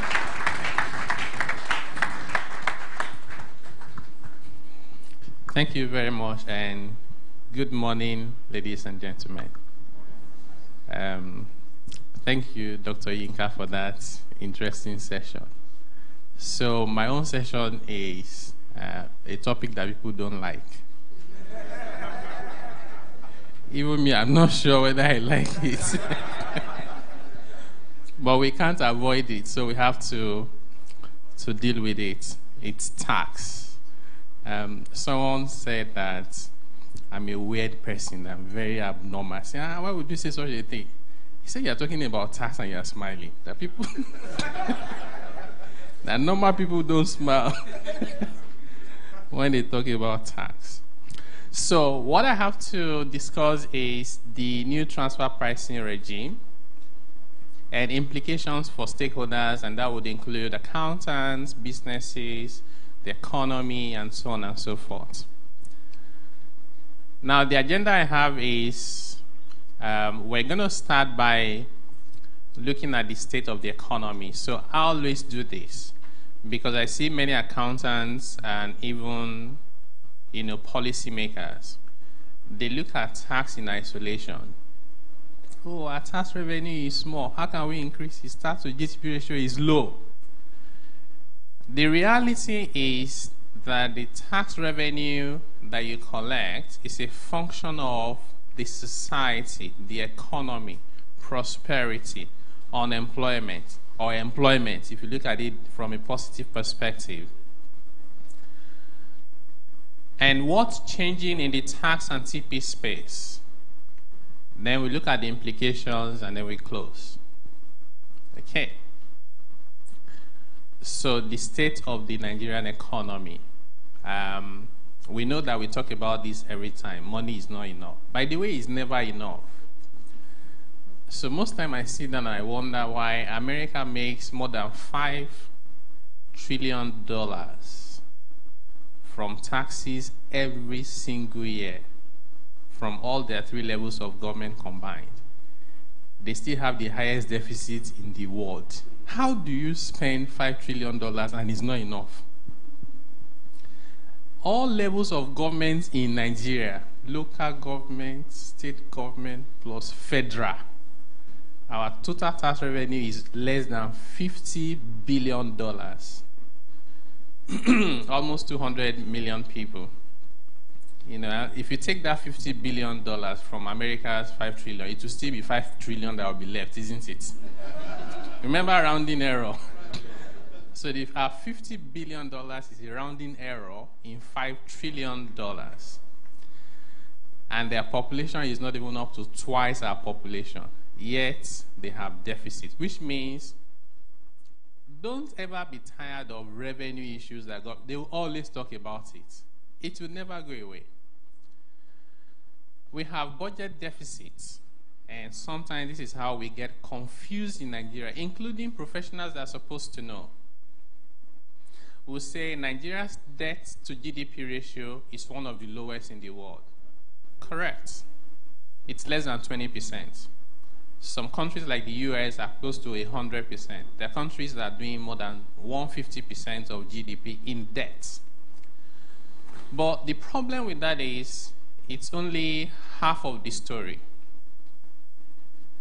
When America borrows, when the UK borrows, when Germany borrows, those guys borrow sometimes at next to nothing. They're paying less than 1%. Okay? So when America carries a debt to GDP ratio of 90%, and they make $5 trillion in revenue, the amount they use to service the debts is in rounding errors. So they can even afford to borrow more. But here is Nigeria. Our debt, we have not even borrowed too much. Only 20% of GDP is what we have borrowed. Unfortunately, our tax revenue base is very small. We are already spending more than 40% of our revenue in servicing the debt. It's even more painful. We can't remember what we used the money for. When you borrow, maybe to build a house. Yeah? If you borrow to build a house and you are paying, every time you enter the house, you console yourself. We can't point to anything again. But we still have to pay back not only the debt, but we're servicing it. So Nigeria, you know, IMF said they are worried on our behalf. Government said there's nothing to worry about. And there is only 20% of debt to GDP. So I said, okay. So they said, well, we don't have any debt crisis. I said, it's okay. If you say you don't have any debt crisis, would you please admit that you have a revenue crisis? Whichever way, it's a crisis that we must address. We still rely heavily on oil. FRS will tell you that they have done so well that non-oil revenue is now more than oil revenue, and we're supposed to clap. So when we had the ICANN conference, you know, Fala said it again. I said, well, you know, accountants, if we don't understand anything, we understand maths. And the way mathematics works is that if you have two variables and one is reducing, even if the other does not increase, the percentage of the other one to the total will go up. Do you agree? So before we clap, please break it down for us. Now, Nigeria went into recession. We had no business whatsoever going into recession, but we went. Technically, they say we are out. Even we don't believe it. But they say we are out. If you look at the numbers, it's oil took us there and oil brought us out. Oil is about $85 now. When we got into recession, we went as low as 30. We had no plans. We could not handle it. So we went into recession. Now, if this price falls again, we're going to be back, guaranteed. There are things you don't need to pray about.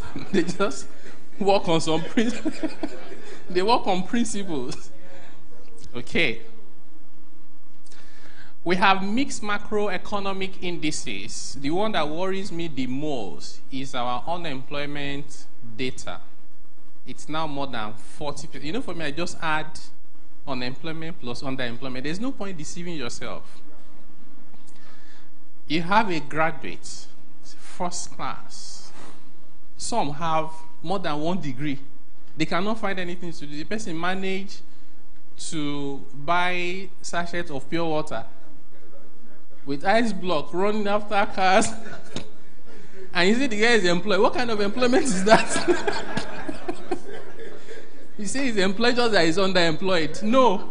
Ask the guy who will tell you I cannot find a job. So for us, you know, in countries, this is where we get ourselves confused. There are countries where if you have nothing to do, the state will take care of you, at least what you eat, where you put your head. So if I can get $1,000 a month by doing nothing, I don't just take any job, isn't it? If you offer me a job that is $1,200, I can even reject it because I must still pay tax, enter transport. So I sit down at home. So in those countries, by choice, people choose not to be employed unless it gets to a certain level that they want. There's no choice in Nigeria. Nobody looks after you apart from your family and friends. And sometimes they also get tired because even them too. Life is tough. Yeah? 2018 is the year of two halves. And if you have studied economics and the economy in Nigeria, you would agree with it. It's so predictable. And it's because of the way we behave. So usually, in a pre-election year, because even us who live in this country are citizens, we cannot predict anything. It's not that life itself is very predictable, but there are things you can control. Now, if you look at the components of our investments, you have foreign direct investments, you have foreign portfolio investments. Of course, you have domestic investments. Some of us are not going anywhere. We're here to stay. And then you have foreign receipts in form of diaspora remittances. Whenever we are preparing for elections, FDI will normally go down because people are saying we don't know what will happen. So let's hold on, wait, and see. The foreign portfolio investors is hot money. Yeah, they put it in government bonds. See, we're doing Euro bond now of 2.85, right? $billion. And we're going to offer them, even Greece, when they were almost collapsing, they did not offer the kind of rate we are offering. And on top of that, our rate is even totally tax-free. So even MMM, you know, if the rate gets high, people invest, right? So they know that the money can disappear, right? But if your return is so high, it gets to a point where people are willing to take the risk. The kind of rate we offer on dollar and euro bond is unbelievable. But that's what we do. Anyway, so those guys with hot money who are buying stock, equity in the stock market, they are taking their money out. And when they're taking their money out, they're willing to pay any rate to convert their naira to dollars and take it out. You see that our reserve is now going down. Now, that pressure would continue. But then this is the other dynamic. Government, because they want to win the next election, will do everything possible to at least hold the exchange rate. The capital market is already going down. It's been going down for about 3 months. I'm not cursing anything. It will continue. Okay? It will continue until after the elections. What that means also is that not only do you have pressure on the exchange rate, it's difficult to raise new capital.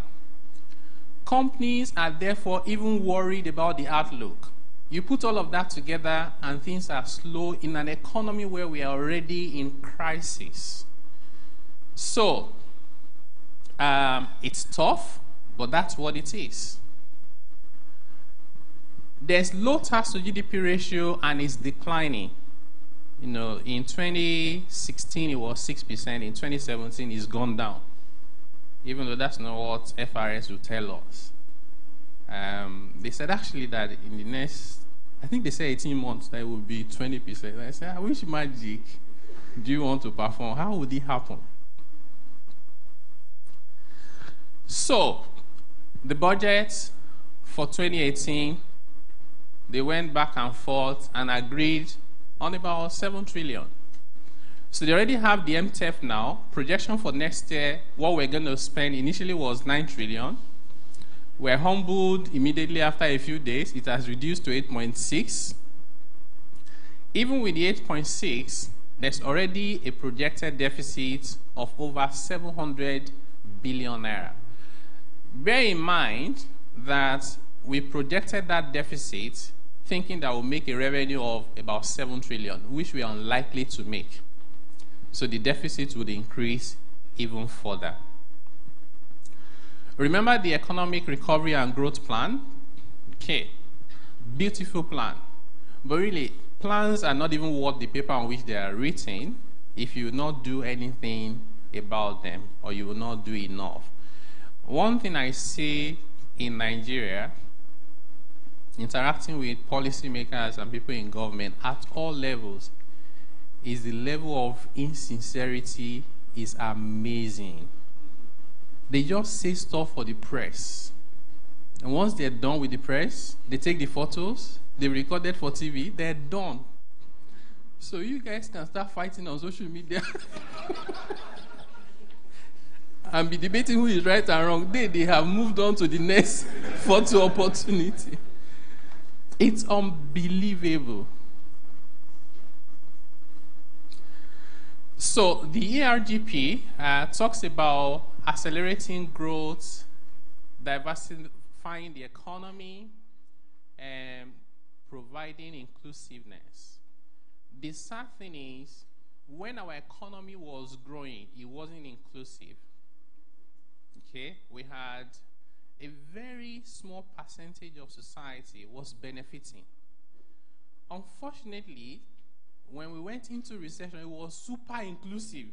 In fact, everybody was carried along from the bottom. In fact, the people at the bottom were more included in the recession than people at the top. I was doing some analysis recently, which I've shared, people who follow me on social media would have seen it. I said one of the problems we're facing is we keep emphasizing that tax to GDP ratio is low. And we are beating up a few people who want to do the right thing and frustrating them even more. Whereas, in developed countries, do you know that in the US, the top 1% pays more tax than the bottom 90%? In the US, the top 1% pays more than the bottom 90%. In the UK, the top 1% pays more than the bottom 50% times 2. In South Africa, the top 3% pays more than the bottom 75%. In fact, they say to you that it's unrealistic to expect that everybody will comply. And in fact, it does not even make sense.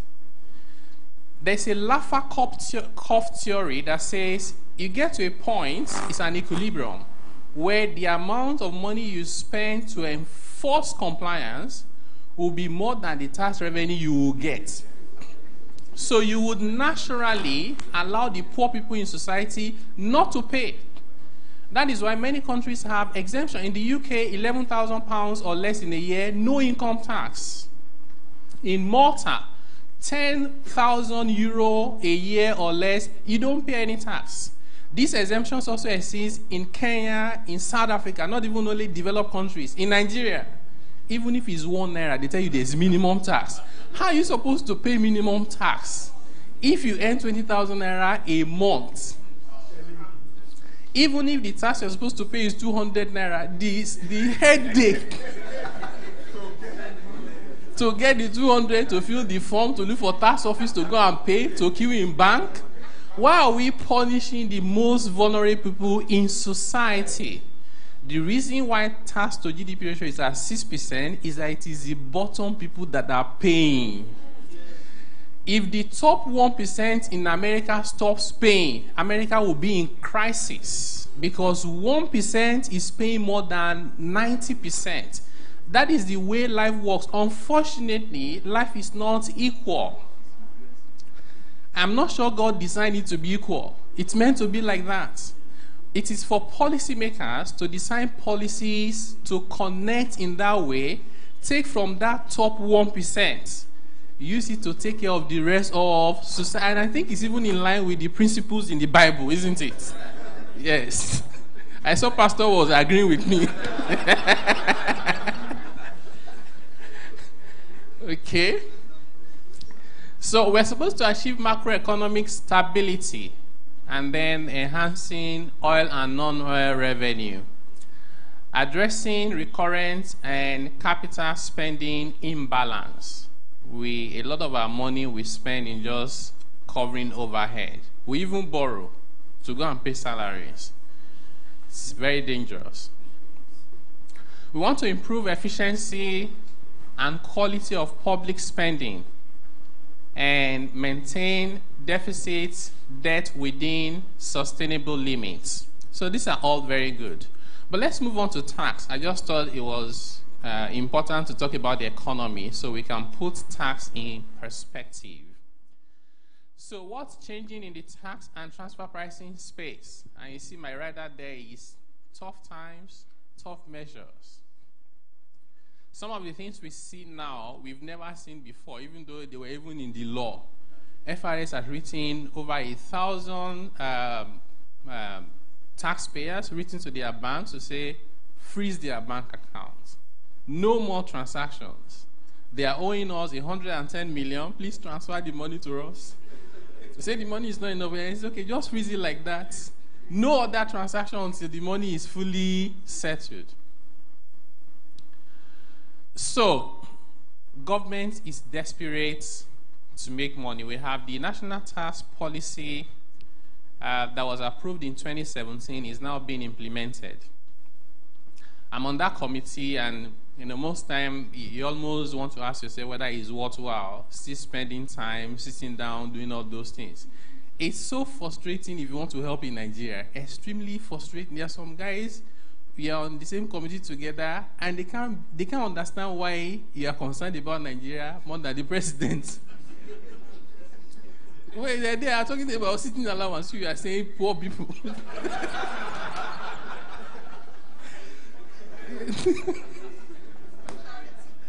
Yeah, say poor people will always be poor. So.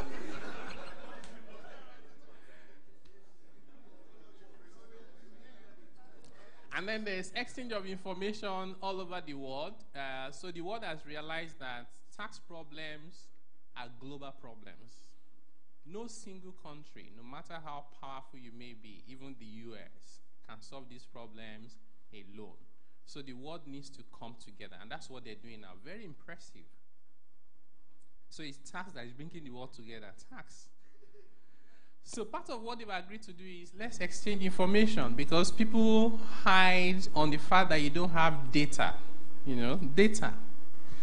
If I come to you as a tax man, I say, okay, how much did you earn this year? You say, life is difficult in this Nigeria. You say, in fact, I had to borrow to even eat last night. He said, the tax man, there's no income. So the guy is almost appealing to your conscience. Meanwhile, you've made more than 50 million naira in that year. Imagine the tax man already has access to that data. Everything you bought a car, a plot of land. Yesterday you went to the mall, you bought a TV, you entertained friends. I just come to and say, Oga, the total amount you spent this year alone is 48 million naira. And the amount of inflow, I don't know whether you borrowed it, but it's like 70 million. Please, can you explain to me who is this person, Mother Teresa, that is dashing you money? It is you that will be begging the tax man.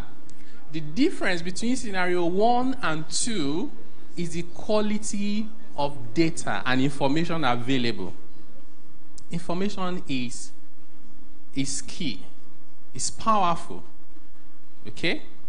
But what I even see in Nigeria is, even when we have data, we're so confused with the data.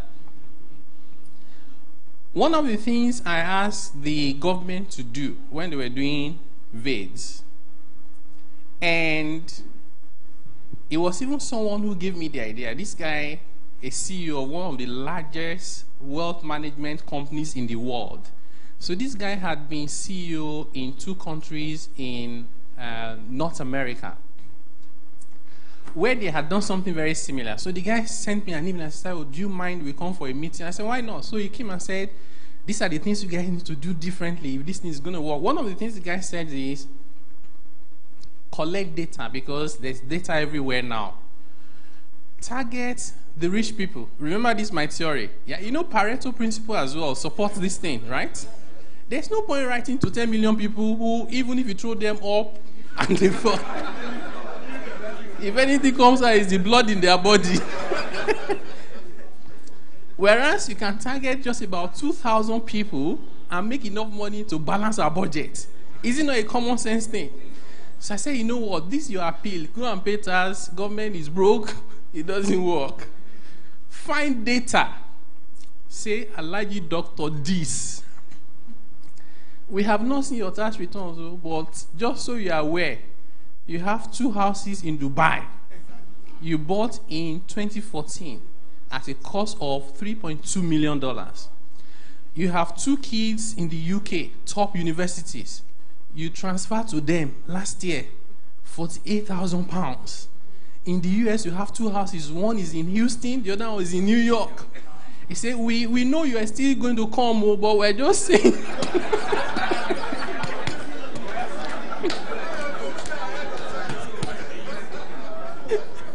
We know you are very patriotic. We're just trying to remind you. Don't forget the deadline. You do that, and everybody will be jumping up and down. You know what they did? I will thank you for this. So I went to government. I said, you to see that's this. They said we should try this thing. You to do you. They said, very good idea. When they were done with this idea, they wrote to me that I was not compliant.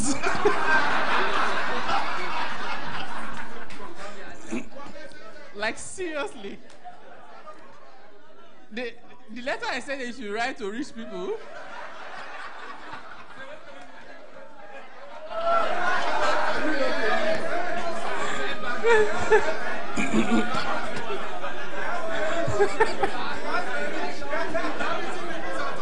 It begins at home.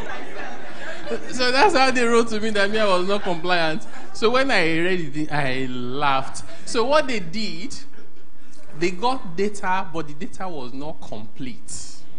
Data integrity is important. So they went to CAC. My name is on the board of like 2 companies. They brought it out. They saw I bought a car early in the year, I registered it, brought it out. I said, this guy has not paid taxes. They wrote. He said, if I was going to pay tax, is it not to LRS? Why did you not ask Lagos State? Has this guy paid any taxes? You know, because I want things to work well in Nigeria. I'm such a passionate person and patriotic about Nigeria, even though it's very frustrating. I go out of my ways to do things right. A lot of things I've done, if I tell you, you think I'm a stupid man. Even my house girl at home, the income is declared and the tax is paid.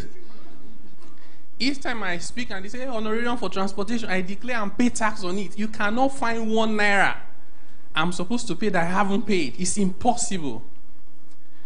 So I said, the letter asked you to write. See, you just messed up everything. Because me, I don't need anybody to know that this your letter is baseless. Before I finished complaining, I got 2 calls from like 2 billionaires. I said, Taiwo, one of them I know pays taxes. For this person, you say, Taiwo, dividend is the most source of income that I earn. They said if they do withholding tax and it's final tax, is it correct? I say, yes. Do I still need to declare? I say, yeah, go and declare. I say, if I declare now, they say this money is plenty. Is it only withholding tax you're supposed to pay? I say, just declare first. We deal with the rest of the problem. So he was very bitter because the language they used in the letter was very annoying. They just accused you that you were fraudulent, violator, evader. Say, first, your data is not even reliable and you're already abusing people. I said, see, I say, if I was not working with you on this committee, it's letter from court you receive, and I'll file a claim against you for damaging my character. Long and short of it is, a very beautiful project thoroughly messed up with implementation. That's why we did not collect any money from it. So we have e-filing, data mining, intelligence. There's unexplained wealth order. I was surprised when I was reading stuff around the unexplained wealth order, and I realized that Nigeria signed up to the same treaty in Addis. I thought it was even the UK that was very creative. It was a treaty they signed up to. And the UK has introduced their own. If you're worth more than £50,000 or more, and you cannot explain it, we ask you to explain. If you are still unable to explain, we can take over that wealth. Because if you can't explain it, you must have stolen it. People are jumping up. This is even the UK where the level of corruption is much lower than our own, isn't it? If anybody was supposed to introduce that order first, it should have been Nigeria. See the one we are doing now, voluntary offshore asset regulation scheme. You should go and do it in Switzerland. Is that what they ask them to do? See, unexplained wealth order here, the wealth inside Nigeria that is illicit is unbelievable. And it's growing. We have common reporting standard where many countries have signed up to say we would exchange our information with different countries around the world. If you have a foreign bank account, you must have received a letter from your bank. The letter says you must sign that it is okay for us to disclose your details with your home country without your consent. If you're happy, please sign. If you're not happy, please, we'll close your account. You don't have any, the banks have no choice. You close your account and come and keep the money under your pillow and pray that nobody comes. So common reporting standard is changing the landscape. And of course, there's a new transfer pricing regulation that I'll speak to a little bit more in the course of this presentation. Government is reviewing incentive schemes. There's global cooperation. We have tax inspectors without borders. I think they were inspired with the concept of doctors without borders. And then we have country by country reporting. Okay. So globally, The base erosion and profit shifting is at the center of what's happening. That's where it all started with the G20, and they gave the mandate to the OECD. And that's why we're seeing a lot of things that are happening now. So it's speaking to substance, transparency, and coherence in the way that the world does things around tax. Companies, some of them more powerful and a lot richer than many countries, are being accused of tax immorality. Many of these guys have broken no laws. Apple is one of the largest companies in the world, if not the largest company, worth more than $1 trillion. So that company alone has market cap that is more than the GDP of Nigeria times 2.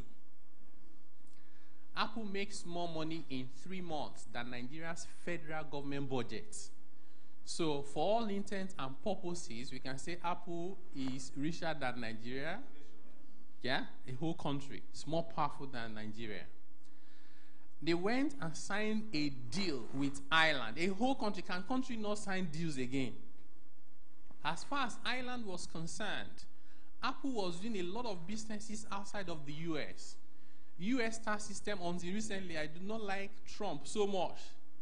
But one thing he has done that I'll give him credit for is the tax reforms. Even though he hasn't done it well, but at least it's better than not doing anything. For a long time, America's corporate tax rate, one of the highest in the world. Individual tax rate, one of the highest in the world. If you're a US headquartered company, you pay tax on the income you make in the US and on the income you make anywhere else in the world. But if you make profit outside of the US, we only tax you when you bring the money into the US. Remember, there was a time about a few years ago when Apple had more cash than the US Treasury. Currently, Apple has over $200 billion cash. Apple alone. So they had more money than the US Treasury, and yet they borrowed money in the US. And people say, how can you have this kind of money and you're borrowing? Apple did calculations. They realized that the bulk of the money they had was outside. If they brought it inside, they were going to pay about 35%. But if they borrowed, not only are the interest rates very low, they are tax deductible. It made perfect sense to borrow. So Apple borrowed. Now, did they break any law? Of course not. Is it morally right? I leave you to decide. Okay? So one of the deals they entered into was with Ireland. Ireland said, since you are looking for where to hide this money, maybe hide is not even the right, because it's not like they are not saying they don't have it. Go to the account, you see the money is there. Since you are not ready to take the money back to your home, we can create a place for you to come and keep it. In this place, we are very friendly. We don't ask you to pay those kind of 35%. Just pay something small. Apple was paying less than 1% of their profits effectively in Ireland. But Ireland said, if we did not give them this attractive tax rate, what would they be doing in Ireland? We're a very small country. Now that they're here, even if it's only 50 people they have employed, is that not good for our economy? Ireland signed. So, the EU estimated that deal, Apple had saved more than 13 billion euros. If you convert to dollar, that's about 15 billion. So the EU said, Ireland, we don't like what you have done. You must go and collect the money from Apple. Ireland said, we are not collecting. EU said, you must collect. They were going back and forth, and both the EU and Apple were going to be sanctioned. So what they did now was to force Apple to pay this money into an escrow account. So Apple has paid this big money. If they just borrow us this money for like 6 months, we'll balance our budget. They paid it while they are going through this process. But it's to give you an idea about where the world is going. It's no longer about whether you follow the law. They are talking about morality. When all this started, it was with the Googles, it was with Facebook, it was with Amazon, it was with Starbucks. And I watched when the parliament in the UK was interviewing them. And they called Google, called all of them, why are you doing this? And they said, well, we have not violated any laws. And the Parliament Committee said, we are not accusing you of illegality. We are accusing you of immorality. That was when they introduced immorality into the tax lexicon. We still haven't figured out what it means. Because it tends to mean different things to different people. Okay, and we have the likes of, I'm trying to see where the computer is. Okay. So and we have the likes of Google as well, being accused of not paying enough taxes, as well as Amazon that I told you about, and BBC Stars. I'll tell you what BBC did. Quite interesting. You know you are a broadcast company. Your business is to do TV. You're supposed to hire journalists, and they work for you. They looked at the tax law and they realized that it was a lot more tax efficient to get those people as contractors. So you're not my staff, but you just know how to read news. So I sign a contract with you, you come and read news, this is the time to come. After that, I don't care what you do with your time. Even when they are your staff, you know they will do exactly the same thing, isn't it? So it's not like they'll be reading news from morning till evening. They read news for a particular period, and they spend the other time to gather the news. By just signing them off, signing them on as contractors, they avoided paying loads of money in taxes. At the time this investigation was revealed, more than 148 were involved. BBC. Again, BBC said, which law says you can no longer do contract with someone? Not a single law. Okay? So I told you about the OECD and also the United Nations have revised their transfer pricing guidelines. So these are the guys setting the standard for the rest of the world that we follow. But some of the key changes I'll go through very quickly because of our time. Is the concept of risk, what we call the CIS method, intangibles, low value adding services, 3-tiered documentation, and treaties and MLIs. MLIs are the multilateral treaties for exchange of information. And then we have permanent establishment rules. So, I'll speak to them very quickly. The one about risk. One way that people use to move profit around when they don't want to pay tax is to play around with risk. So you get rewarded in the commercial world for functions you perform, for the risk you assume, and the asset that you deploy. Those three things. So the function you perform, there's very little you can do about performing it. You have to perform it. The asset that you use, not so much you can do, but the risk, you can move it around. Like now that I'm speaking, assuming I was going to be paid for this, if it was a paid speaking event, and you say, Taiwo, for this program, we'll pay you 5 million naira. You say, well, yeah, 5 million naira is not bad. And I know that when you finish paying me 5 million naira, government will come and collect tax. And me, I don't want to pay government tax. I can set up an entity in a country where they don't pay tax, a tax haven. And I'll say to that entity, it's me that set it up. We will now sit down, the two of us, and be agreeing that speaking in public is a very dangerous thing. A lot of things can go wrong. Somebody can even fall down and die. You say, if something now goes wrong, who is going to take care of my family? It's very risky that they ask me to come and speak. But I will still speak anyway. So what we'll do is you, SPV, you take care of my risk that we'll sign a contract now that if anything happens to me in the course of this speaking engagement, you, SPV, you take care of my family. SPV will say, that one is easy now. Yeah, but you bring 4.5 million out of the amount you collect. For us to, it is a very big risk. We need to cover it very well. So when we finish the arrangement, you know we signed the contract. I get 5 million for speaking. I send 4.5 million to BVI. So which means the amount I declare in Nigeria is 500. If I do it for like 1 year, 2 years, why are we still paying tax on the 500? Can't you even say the risk is 5? You know, human beings are never satisfied. They will stretch it until there is nothing else to declare in Nigeria. So, the person that collected this 5 million or 4.5 from me to protect me, they're saying, does that entity have the capacity to cover the risk? In substance, has the risk gone away? You know, it hasn't gone anywhere. I control the entity that is protecting me. If anything happens to the entity, it happens to me. If it happens to me, the entity cannot help.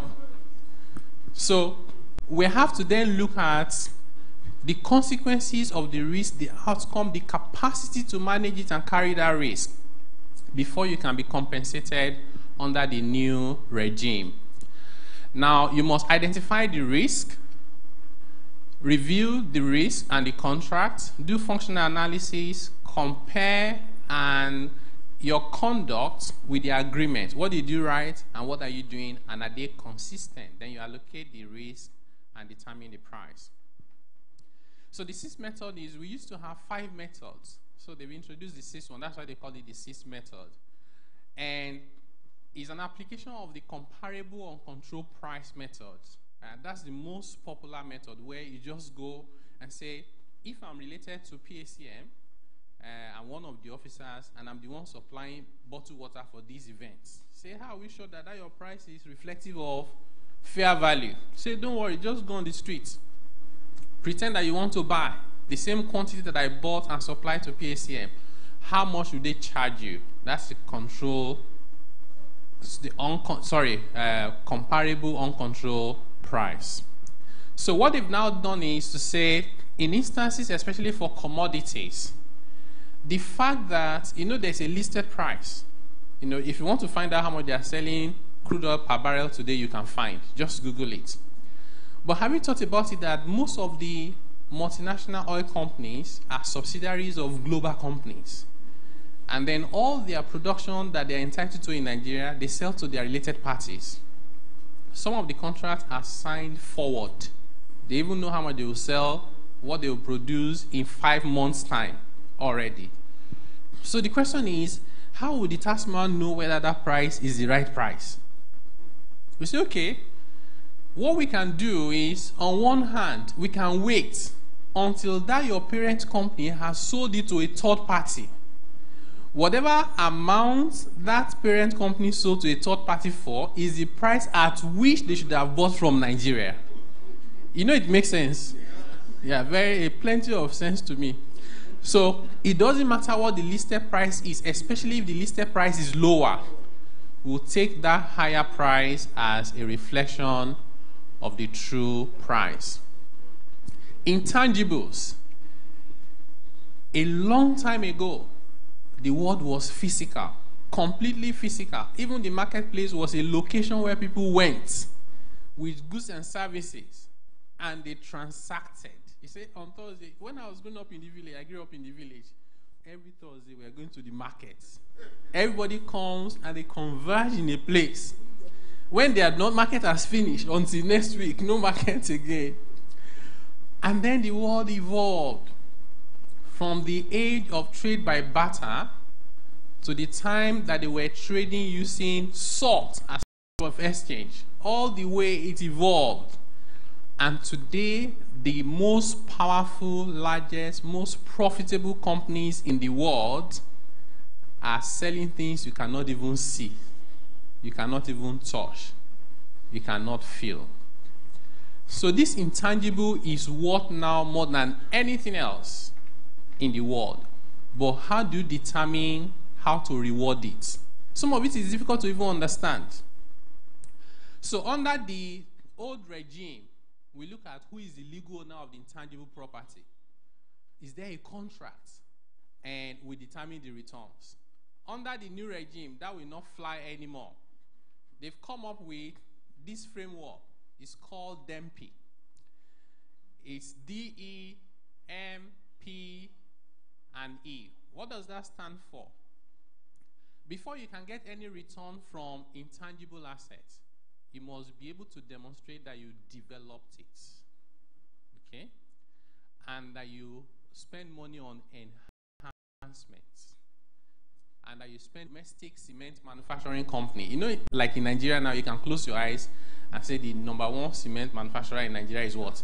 Dangote. You just say, even kids can tell you.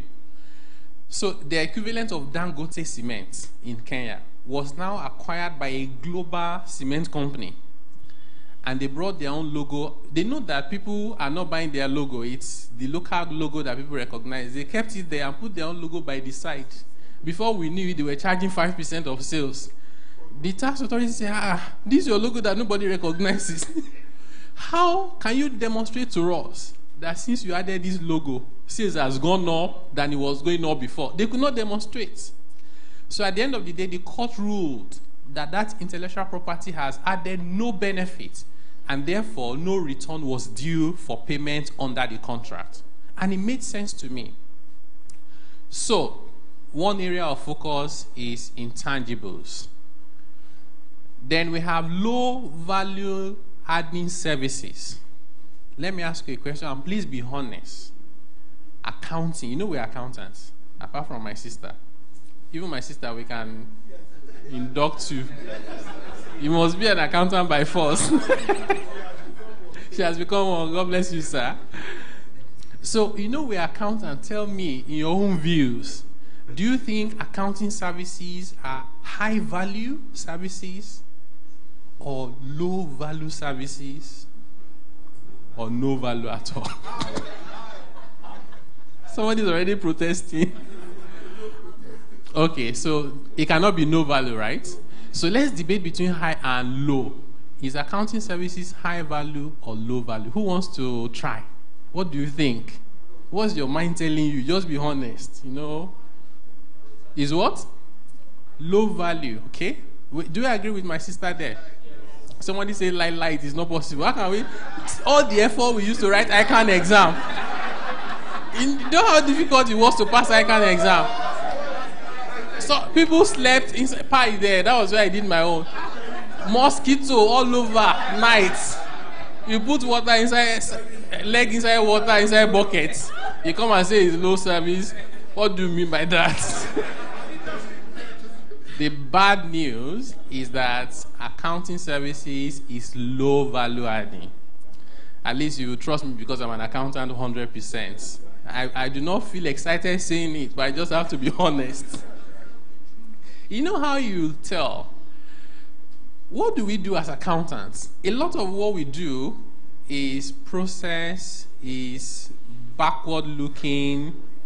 The main thing that people know us for is about the past, isn't it? Audit and financial reporting. Yeah, you see, it's important, but it's not the most important thing in this life. People who deal with technology, innovation, ideas, and strategies. So it doesn't mean that as an accountant you can't do those things. You just have to try and learn and diversify your knowledge and your skills. So there are instances now where if I start talking about a different subject, you won't know that I'm an accountant. I've never been to any school to learn those things. They're so easy to learn. They are just all over. If you stay with accounting, it is low value adding. What they have said with regards to transfer pricing is those low value adding services, accounting, legal services, you cannot be telling me that you are earning super profit. You know, in financial management, if what you're doing is not that significant, you should just earn moderate return. So they have said now, going forward, when you finish all this, your low value adding, maximum that you can add is 5%. If you add more than 5%, we will disallow the excess because we can't understand why you are doing this kind of services and you want to earn 40% on top of what? So all those things about doing benchmarking analysis, complicated stuff to justify why you are earning 15%, they say, don't worry again. Just tell us what you are doing. If we consider it to be low value, we manage and just give 5%. It's not that we even think that you deserve 5%, but just so you don't feel too bad. So those things include support services, so you don't need to do benchmarking. It's a simplified approach. So just bear that in mind. Then we have the 3-tier approach to TP documentation that looks at what we call the master file, the local file, and the country-by-country report. So essentially what that means is in your master file, you speak about the global organization. Even if you are domestic, tell us about your group. Under the local file, you speak about things to do with the individual entity in the country where you operate. And then if you operate in more than one country and you cross certain thresholds, you prepare country-by-country reports. It says we operate in 15 countries. These are the countries. Here's our revenue, our profits, analyzed like that. So that's what that means. Then we have for tax treaties under the multilateral instruments. What that is supposed to do, Nigeria has about 12 or 13 double tax treaties that are in force. So what that means is if you come from the UK, for example, and you do business in Nigeria, we follow the treaty to ensure that there's no double tax. If people like Nigeria, and we're not alone, there are other people like us in the same league. If you leave them to be negotiating these things, it will be another 50 years before they finish renegotiating. By the time they finish the renegotiation, the issues are different. So we cannot afford that to happen. So what we'll do is we'll create an instrument. That instrument will have all the provisions that we want today to address the problems that we face. And every country will read and sign up and say, we like it, we like it. If Nigeria says we like it, and any other treaty partner of Nigeria says we like it, the provisions of that model would automatically update Nigeria treaty and the UK treaty. I said, whoever came up with that idea, God bless the person. So almost 100 countries have signed up. Nigeria too has signed. We're actually good at signing. Everything we have. All the things they say we should sign, we have signed. So we don't understand what it is, but we have signed first. We'll figure out later what it means. Okay? So under that we have issues to do with PE. I will not bore you with the details. And then we have developments across Africa, like there's ATAF providing, that's the Africa Tax Administration Forum, providing expert support. We have also the model that they have developed for TP. Okay, so this thing is not moving again. Okay, we have the ATAF risk assessment tool, and then we have the suggested approach. If you're interested in transfer pricing or you're doing it, you must have those documents, and they're free. You can download on the internet. It's almost like you want to go and write an exam and they have given you an expo. So what ATAP has done is to say to tax authorities in Africa, when you want to do TP audits, look out for these areas. Ask the following questions. You know, that's what they've done. So me, if I'm a tax consultant and they want to do TP for my client, just go and carry the template, go through, prepare your client. We're not saying you should lie. You know, as accountant, we are not supposed to lie. More so as Christians. But there's nothing wrong in preparing yourself, isn't it? Some of the times we get into trouble not because we have done the right thing, but we are unable to explain what we have done convincingly. And then we have to pay liabilities for that. Tax inspectors without border is a concept that says many countries don't have the capacity. But we have people who are experts around the world. Some of them have retired, but they have plenty of knowledge. Can you please sign up? If you sign up now, you may be someone from Europe, and then they send you to Africa. Even people in this room, if you feel like you want to join them and you have the right knowledge, you can join the team. They can send you to Ghana or send you to... They can even send you abroad. Ghana too is abroad, right? At the moment. Okay. So Nigeria too has signed up. You know, I said we are just signing everything. So Nigeria signed and said we like this thing. And in fact, they have tried using the tax inspectors without border last year already. So they're trying to work out the framework to even use them more. So this global trend that we're seeing, we're also seeing them in Nigeria. In the area of inclusive framework on BEPS, Nigeria has joined the team. Global Forum on Tax Transparency, Nigeria is a member. And then we are signatory to MCAA. Those are mutual agreement for assistance on audit matters. And then we have the new transfer pricing regulation. So just to tell you about the new transfer pricing regulation, some of the changes. One, they've expanded the scope to cover VAT and capital gains tax. So when they introduced it the first time, it was more PPT, personal income tax, and CIT. So they've added more. They've now created exemption for small companies. If your related party transaction in a year is less than 300 million naira, don't worry about doing transfer pricing compliance. That was a very good one that I commend FRS for. But even though you may be below that and you don't need to prepare, FRS can decide that they want to ask you questions. If they do, you must answer them and prepare the documentation within 90 days. If you are above that level of 300 million, you must prepare your documentation and keep it. When they ask you, you must produce within 21 days. Okay? And then they've introduced penalties. A lot of it is, for default like this, is 10 million naira. Some of it is even daily penalties. They will tell you 5,000 naira per day. So it's really significant. And we need to understand it for our own sake and for the sake of our companies that we work for and for our clients, for those of us in practice. So I told you already about the tax inspector without borders. So I'll just try and wrap up. So tax authorities are exchanging information and collaborating more than ever before. And hiding is not a strategy. Okay, you cannot say that, I just hope and pray that they will not see what we have done wrong. No. Try and clean your house, put things in order, and so you can go and sleep, close your two eyes, and be at peace. So what does this mean for stakeholders, including accountants, practitioners, businesses, and the economy? So what I've done is to just put it into three main categories in terms of the implications. So one is there's going to be revenue pressure will continue. Government thinks that transfer pricing is an avenue for them to make money from taxpayers.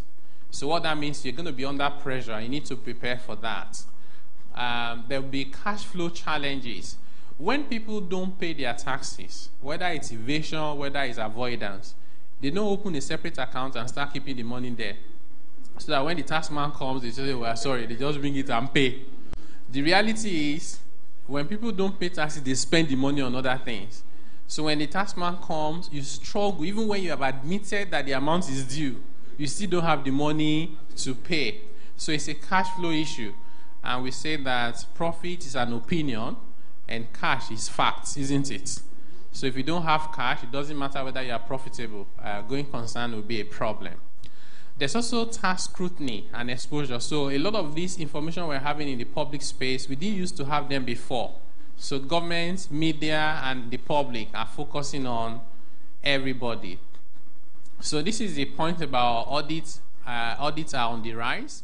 So you can no longer pack things under the carpet or hide them skeleton in your cupboard. You see that person that was trying to close the cupboard with the skeleton, and somebody is putting stuff under the carpet, and the auditors are already here. So the strategy is not to hide anything, it's to do the right thing. So in closing, what do we need to do now that we have said all of this? So doing nothing is an option, but it is not viable, right? You can decide not to do it. Like even all this technology thing that they told us this morning, now you can decide, this one is not my business. That's an option, but you soon find out very quickly that you are so irrelevant even to yourself. Okay? So, what should we do first? Learn. It's amazing how intellectually lazy Nigerians are. You know, when we want to deceive ourselves, we are the smartest in the world. That's a different thing. Nigerians, they can't even read. And this cuts across professionals, people with degrees. They don't read. The only last time some of them read was to do ICANN exam. If there was no exam, they are not reading. I say, see, accomplished people in the world read like there's no tomorrow. I follow Bill Gates. You should follow Bill Gates anywhere you find him, but particularly on LinkedIn. This guy can reads more than 60 books a year. 60 books. Even me, that don't have $1 million, I've not even read 10% of that, but at least I'm reading something. Sometimes some of the analysis I do and I share, because I also have decided that it's good to communicate effectively. So when I write, I use simple English. It's even easy for me to use simple English because I was not taught English properly, so I don't understand big grammar. In the village where I went to school, I was taught English in Yoruba. You see somebody gets to your class, you say, good morning, class. Why you say it's Ede Gesi? That's the way we're taught English. So I learned English later on after graduating from secondary school. So my English is very simple. So I'll write simple English and try and summarize and put on a page. Most of my stuff, just a page, I'll share. You know what people will do? They'll be sending me messages to explain. Something is like the first paragraph. They're asking me, I say, Uncle, did you open the document? Me that I summarize it, I've probably spent about 7 hours summarizing a 200-page document into a page for you. You can read in 5 minutes. You have not even opened. It is me now who would have spent time typing the response. And you have to still be polite. But the message has to get across. We just need to learn. It's not magic. Review and assess where you are. Not knowing the risk that you sit on is not good enough. Okay? So review and assess. Then remediate. If you find anything that is not good, don't pray that it will go away. That's not one of the things that prayer will do. This one is you take actions and correct. Then put controls in place. Okay? This thing has gone ahead of itself. So you put control in place to ensure that whatever you have remediated does not come back in that form. We're accountants, we understand controls very well. Then monitor that those controls are working. Then engage. This is not a problem for government and for other people to deal with. It is our joint problems, and we should solve it together. So, and the comment I have there beside the box, once it comes up, is to say that times like this, even though it may be hard and challenging, it's also a time of opportunities. If you're prepared, today if you just come up and you say you're a TP expert, and you're not just saying it from word of mouth, you're already a hot cake, not only in Nigeria, globally. If I say TP is too wide, I just want to do base erosion and profit shifting. You just sit down with that. And some of it you can start writing. So you create a platform and you have a community of followers. When I started writing, it was difficult to get newspapers to even publish. When they started publishing, I said, how many people are even reading this thing that we're writing? It turns out people were not reading a lot. This thing about Nigerians don't read. So that was when I said, maybe online is the place to go. It turned out that I should have started with online from day one. Online, not only there's a collateral that people can read articles I wrote in 2012 today.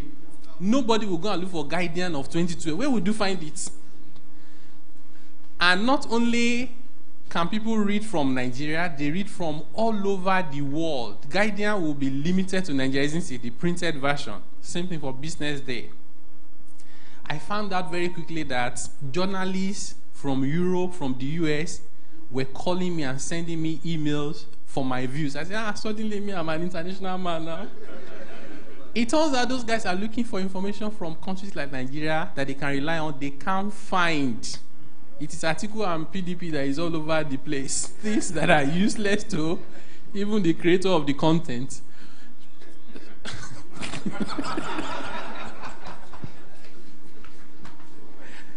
So let's try and do these things. They work like magic. It's guaranteed that if you follow this step, there's something in it for you, because the market, the opportunity is out there, just waiting for us to explore. So in closing, I like this quote by the former president of Liberia, who said that Africa is not poor, it is just poorly managed. And I agree with her. So the level of poverty we have today, we are now the world capital of poverty. Even though our population is less than 20% of India, we have more people living in abject poverty than the number in India. It's unbelievable. You may not know how tough life is in Nigeria. Some of us, sometimes when we talk about rich people, we say it is them. Every one of you in this room, we are part of the rich people. Yes. based on Nigeria statistics, a part of the rich people, average household income, not individual, average household income in Nigeria is less than 40,000 naira a month. If you now have like a family of 7 people, where do you start with that kind of income? If by global standards, you know that poverty is also all over the world. Do you know that by global standard, for you to be in the top 1% of the world, do you know how much you need to earn in a year? Can anybody guess? If you want to be in the top 1% of richest people in the world, like how much in dollars? $1 million, okay? Who wants to try? Sorry? $1,000? No. In a year now. In a year. Okay, so the answer is $34,000. So when I got asked this question by my Harvard professor, even me, I was thinking it would be like $1 million. When they brought out the data, it was only $34,000. So if you earn $34,000 equivalent, you are in the top 1% of the whole world. So a lot of us, despite the poverty in Nigeria, we're in the 1% in the world. So when they are talking about the rich people, it is you they are talking about. You must go and take care of other people. There are guys who can find 200 naira to just have a meal a day. When they have one meal, it's a testimony. They have no idea where the next one is coming from. Do not take these things for granted. In your own little space, you can help, you can contribute, you can make a difference. Thank you very much.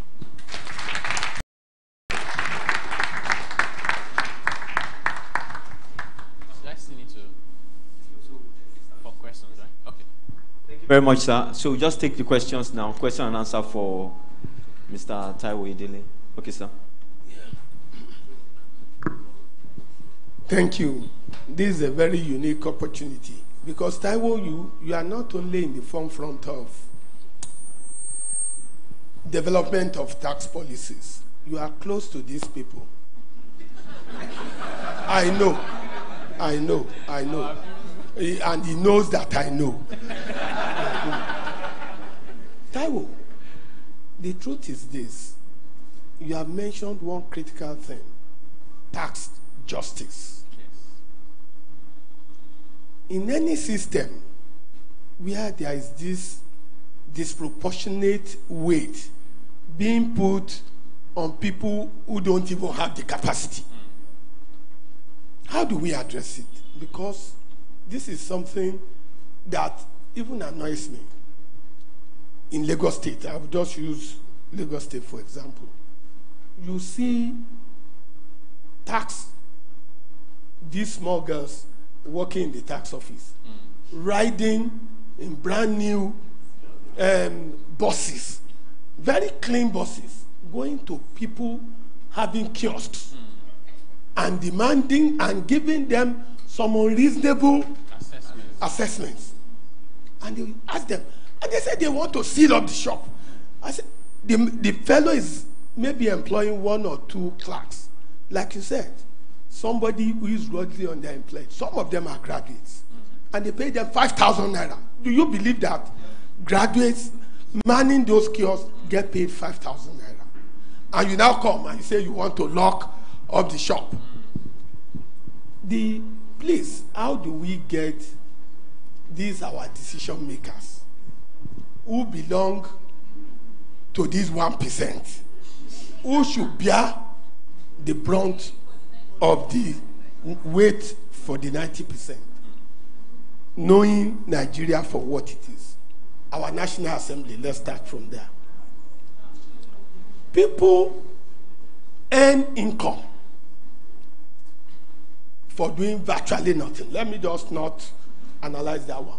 But at the end of the day, these are people who have no conscience, and you want them to take decisions, because all these things we have to put in laws, not just, in fact, forget the civil servants. For any civil servant that is here, let's just not talk about them. They are the people who facilitate what the politicians do.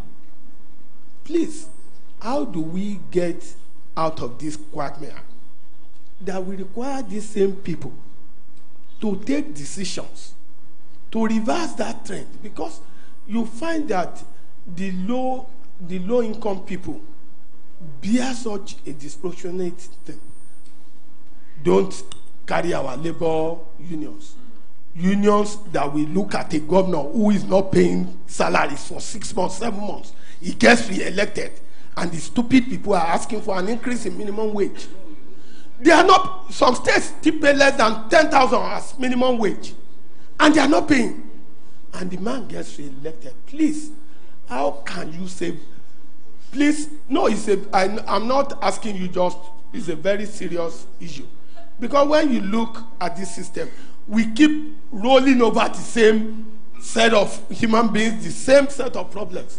Please, how can we get over this problem? Thank you. Thank you very much, sir.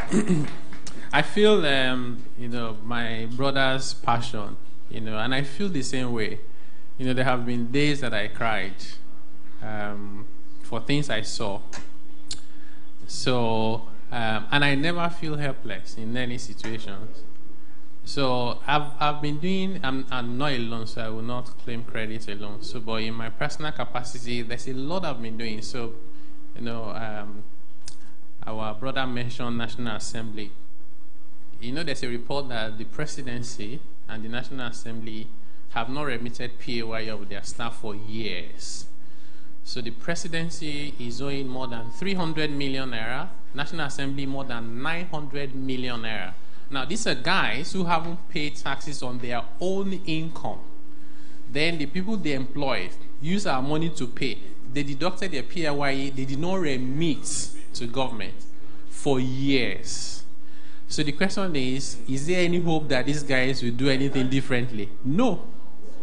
I've given up on them, but I'm not giving up on Nigeria.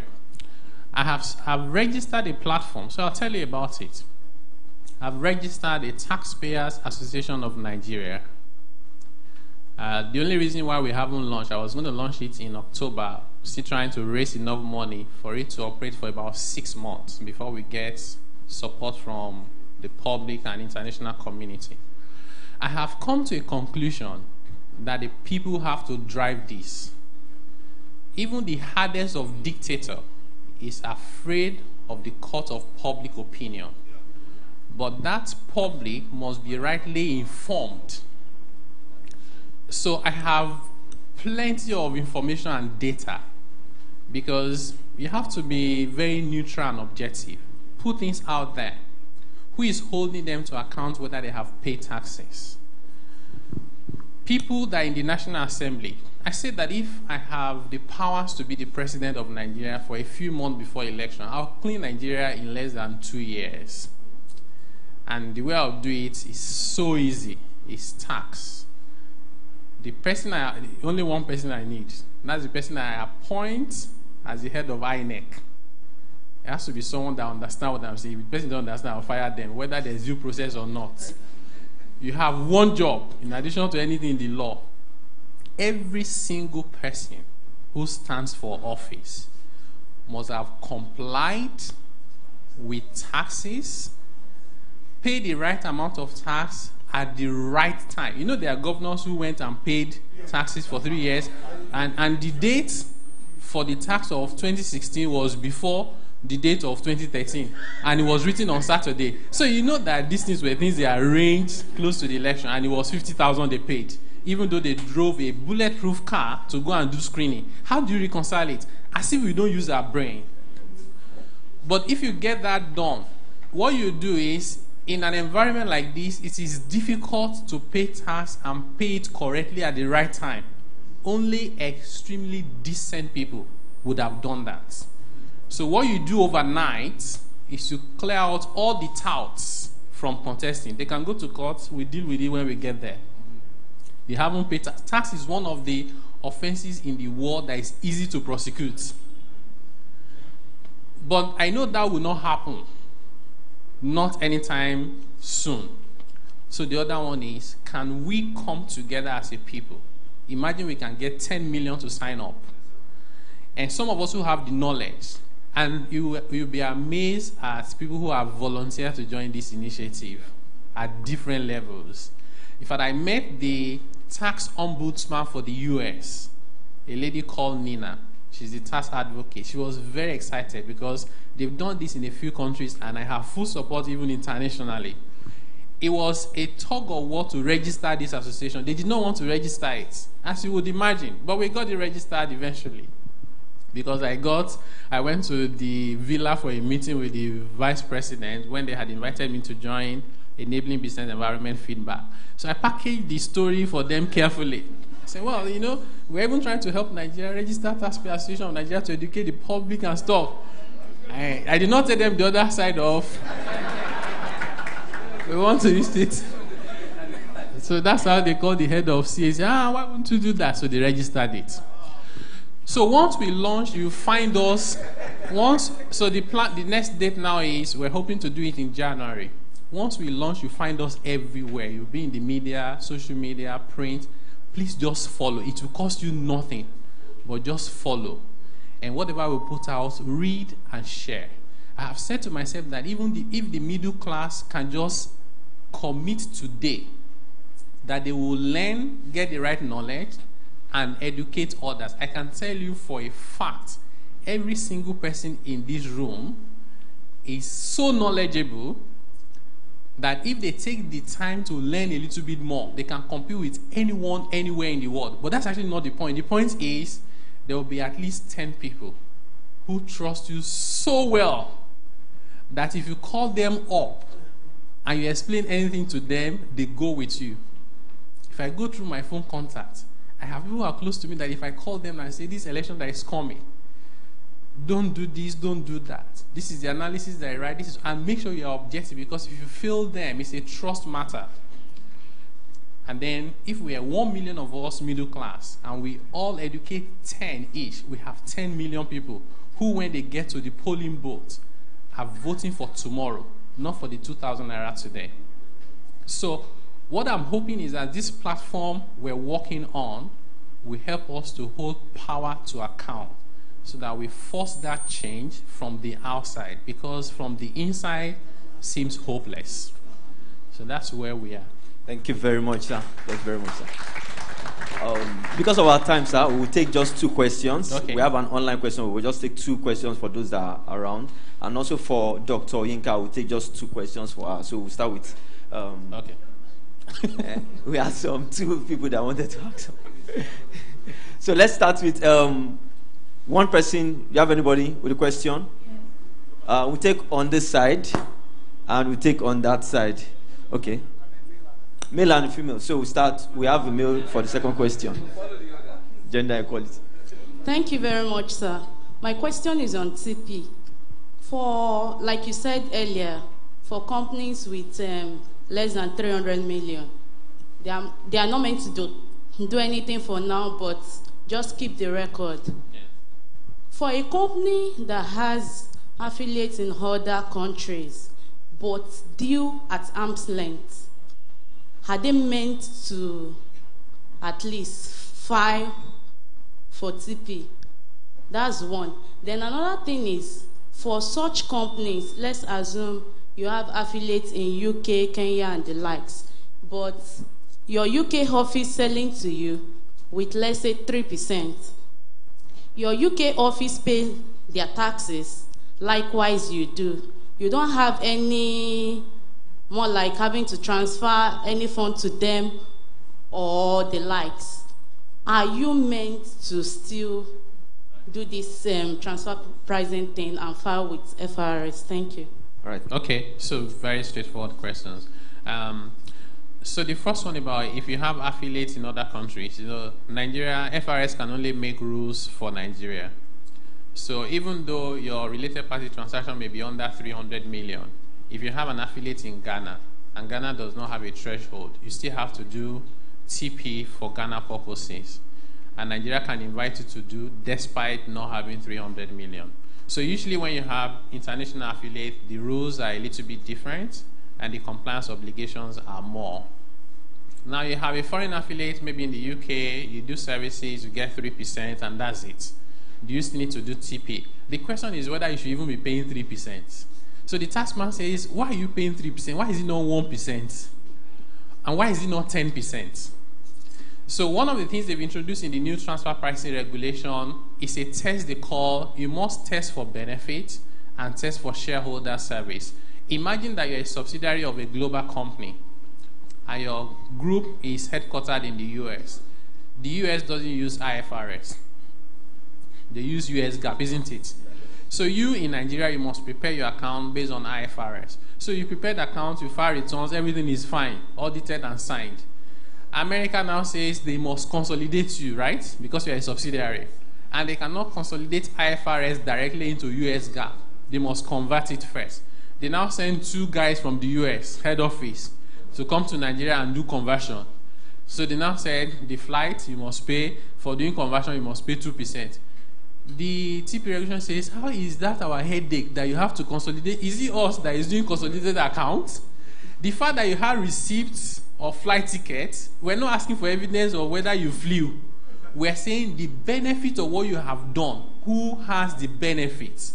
It is not the Nigerian entity. It is the parent company. So that's an example of shareholder service. Amount payable from Nigeria, 0. So those questions are still going to be asked. So it's not a question of whether the percentage is small or big. It's a question of whether it is the right price. Okay. Thank you, sir. So we'll take a mail, but before we take the mail, I'll just read an online question. Is how do we cope with the situation where tax authorities don't comply with tax laws and they go about intimidating taxpayers? This is a present situation where IRS in Nigeria are doing tax audit or investigation from 1999 to 2016. 17 years, but the law only allows 6 years maximum. Yeah. So the question of whether the taxman is paying the right amount of tax is one of the questions we need to be asking on those platforms. Because now there's nobody who is auditing them. And I can tell you they're not paying the right amount of tax. Part of the ensuring that the tax system works, it's not sufficient to have the legal powers to enforce. You must earn the moral right to do so. So when Obama was president, I'm not a fan of Donald Trump. Obama will not only pay his taxes and file returns, he will publish it. That's to say, I'm the most powerful person in this country, but I've paid my taxes correctly, and I challenge you to do the same or query me if I haven't done it well. That's so powerful. In the VATE thing, I said to the committee, go and meet Buhari. I know Buhari wants to do the right thing.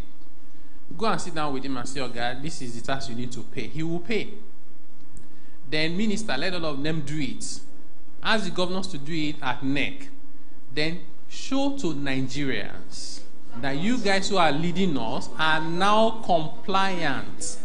They refused to do it. All my grammar went into vain. Okay, so and then to the question about they're going back 17 years, you need to understand what the law is, and you need to stand by your rights. So you can't come to me and say you want to audit 17 years. I'll first educate you. When I'm done with you, you feel stupid for coming to even ask. I'm not going to be begging you, and I'm not going to be rude, but I'll be very factual. So you may not have been aware on that section, this section, that. I know you may not have a copy, but let me help you with one. By the time I'm done, you need to tell me which law you are trying to operate. So let's not take intimidation and harassment as if we are helpless. Knowledge is power, only when you apply it. Okay. So that's the way I'll respond to that. Thank you very much, sir. Take our last question on the second discourse. Yes. Thank you, sir, for the speech. I just want to ask something. What are you doing? As the other man said, you are more closer to the decision maker. What is happening? I call it tax lacuna in line with my friend. What is happening in tax system? What we are facing mostly is the fact that in formulating the policy, the technical people like you and others are used. But in making the final decision, you are not involved. I'll just bear it. Like some company, National Assembly involving in tax, call it post-pioneer tax audit, and they let FIRS out. So what can we do as a taxpayer in such a situation, making decisions even from the people that don't have knowledge about tax, but you have to comply? So I'm asking, what can we do as a taxpayer just to avoid those things from people that even not tax people and even pressurizing you to pay tax? Yeah. Okay, so good question. This is not limited to tax alone, so it cuts across. So I was in the US recently, and actually the first time I had an encounter with the Nigerian ambassador to the US, I was thoroughly devastated.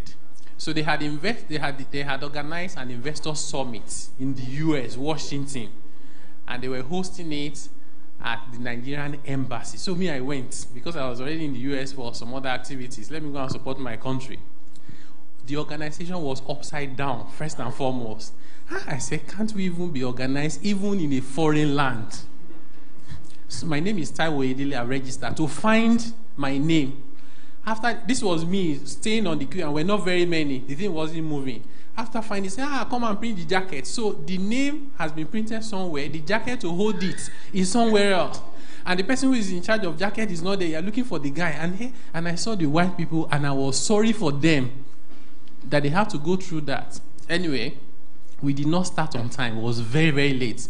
When we now started to sing national anthem, all the equipment did not work.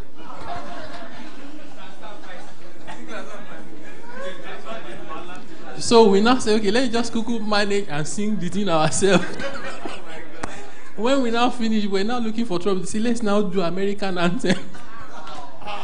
Anyway, and you know that there were senior representatives from the US government at the meeting. So all of that, I was just saying, God help Nigeria, God help Nigeria. My hope disappeared when the ambassador stood up. I have nothing against old people. America is the most important economy in the world. Whether you hate them or like them is irrelevant. It's the most important economy to Nigeria. Our ambassador is 87 years old. This man was walking with a walking stick. To get on the stage that was just about this stage, 2 people supported him. He could barely speak for 10 minutes and left immediately. And I said, God, why are we doing this to ourselves? Why are we doing it to ourselves? Do you think anybody in the US will take that man seriously or take Nigeria seriously? There are a lot of people that are agile. They have knowledge about international diplomacy. They will do this work for free. Just ask them. That's exactly what we did to ourselves. We don't put our best foot forward. It is not limited to tax. So even when you call technocrats to be in committees, you decide which of their recommendations to take, which one to reject. And the people who are technocrats or knowledgeable in government are not empowered. Look at the vice president. I say this with all sense of responsibility. All the few achievements this government can point to today were done by the VP when he was acting. What stops this government from empowering him? He's so knowledgeable, but it's almost there like a figurehead. Zero power. So I don't see any magic that will happen, my brother. It's this platform of us putting the pressure, applying it.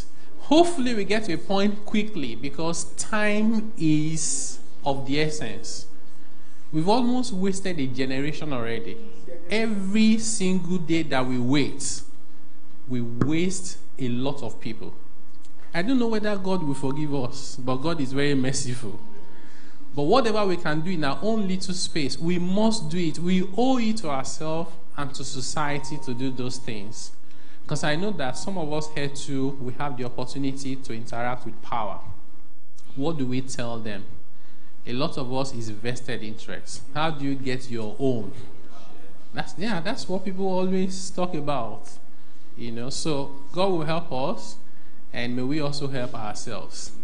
Thank you very much. Thank you very much, sir. Let's put our hands together for you. Can I have your seat, sir? Okay, so we'll just take one question. Okay, 2 questions. We actually have 2 questions for Dr. David West. So we'll just take 2 questions together and she'll just answer them briefly. All right, thank you very much.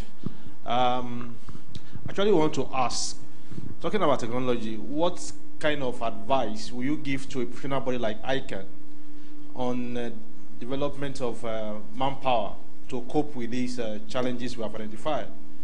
And I know I have some council member, my chief, what ICANN is doing to empower members.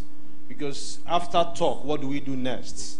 From the platform of people qualifying as chartered accountants, looking forward, our syllabus addressing those issues at the moment. Are we addressing the challenging of technological disruption in our syllabus? And what kind of platform can a federal organization like ACA do for people that are qualified and people that will still qualify after us? Thank you. I think that's a question for my able chair here. Okay, that's why I like Pastor Aborowa said, that's why I like attending events. If a female dog doesn't go out, it won't become pregnant. So, yes, if a female dog doesn't go out, it won't become pregnant. Yes. So, what the issues that as I've come here, I will also make some notes which I will present to council. But I want the leadership of this fellowship. Also, if there could be a communique, especially those ones that affects ICANN, if you can forward it and send me a copy. Because I will send to them, but I always write a memo. But you know, the homegrown fowl does not produce oil. That's why people always go to the market to buy fowl, even though there are fowls in the village. So if a communique can be issued, and you and I extract, like Professor Yedretawo said, I always call him a professor because he professes. He plays, he plays in a big league. Okay. So please, if there could be a communique, you extract out one for ICANN, but please copy me, so I can now take it. I cannot take that one. Technology has taken over everything. Anything you want to do. A young man, IT specialist, after his wedding, he took the wife for honeymoon. After about a week, he continues to work. The wife said, can't you stay with me? You're always on your computer. Don't you know you are now married? So when the woman slept, when the lady slept off, the man now went to the computer and went to Google. He said, I have a question. They said, what do you want to say? He said, I just married about a few weeks ago. How can I make my wife happy? Google replied, we are still searching. Thank you. Thanks, sir. Okay.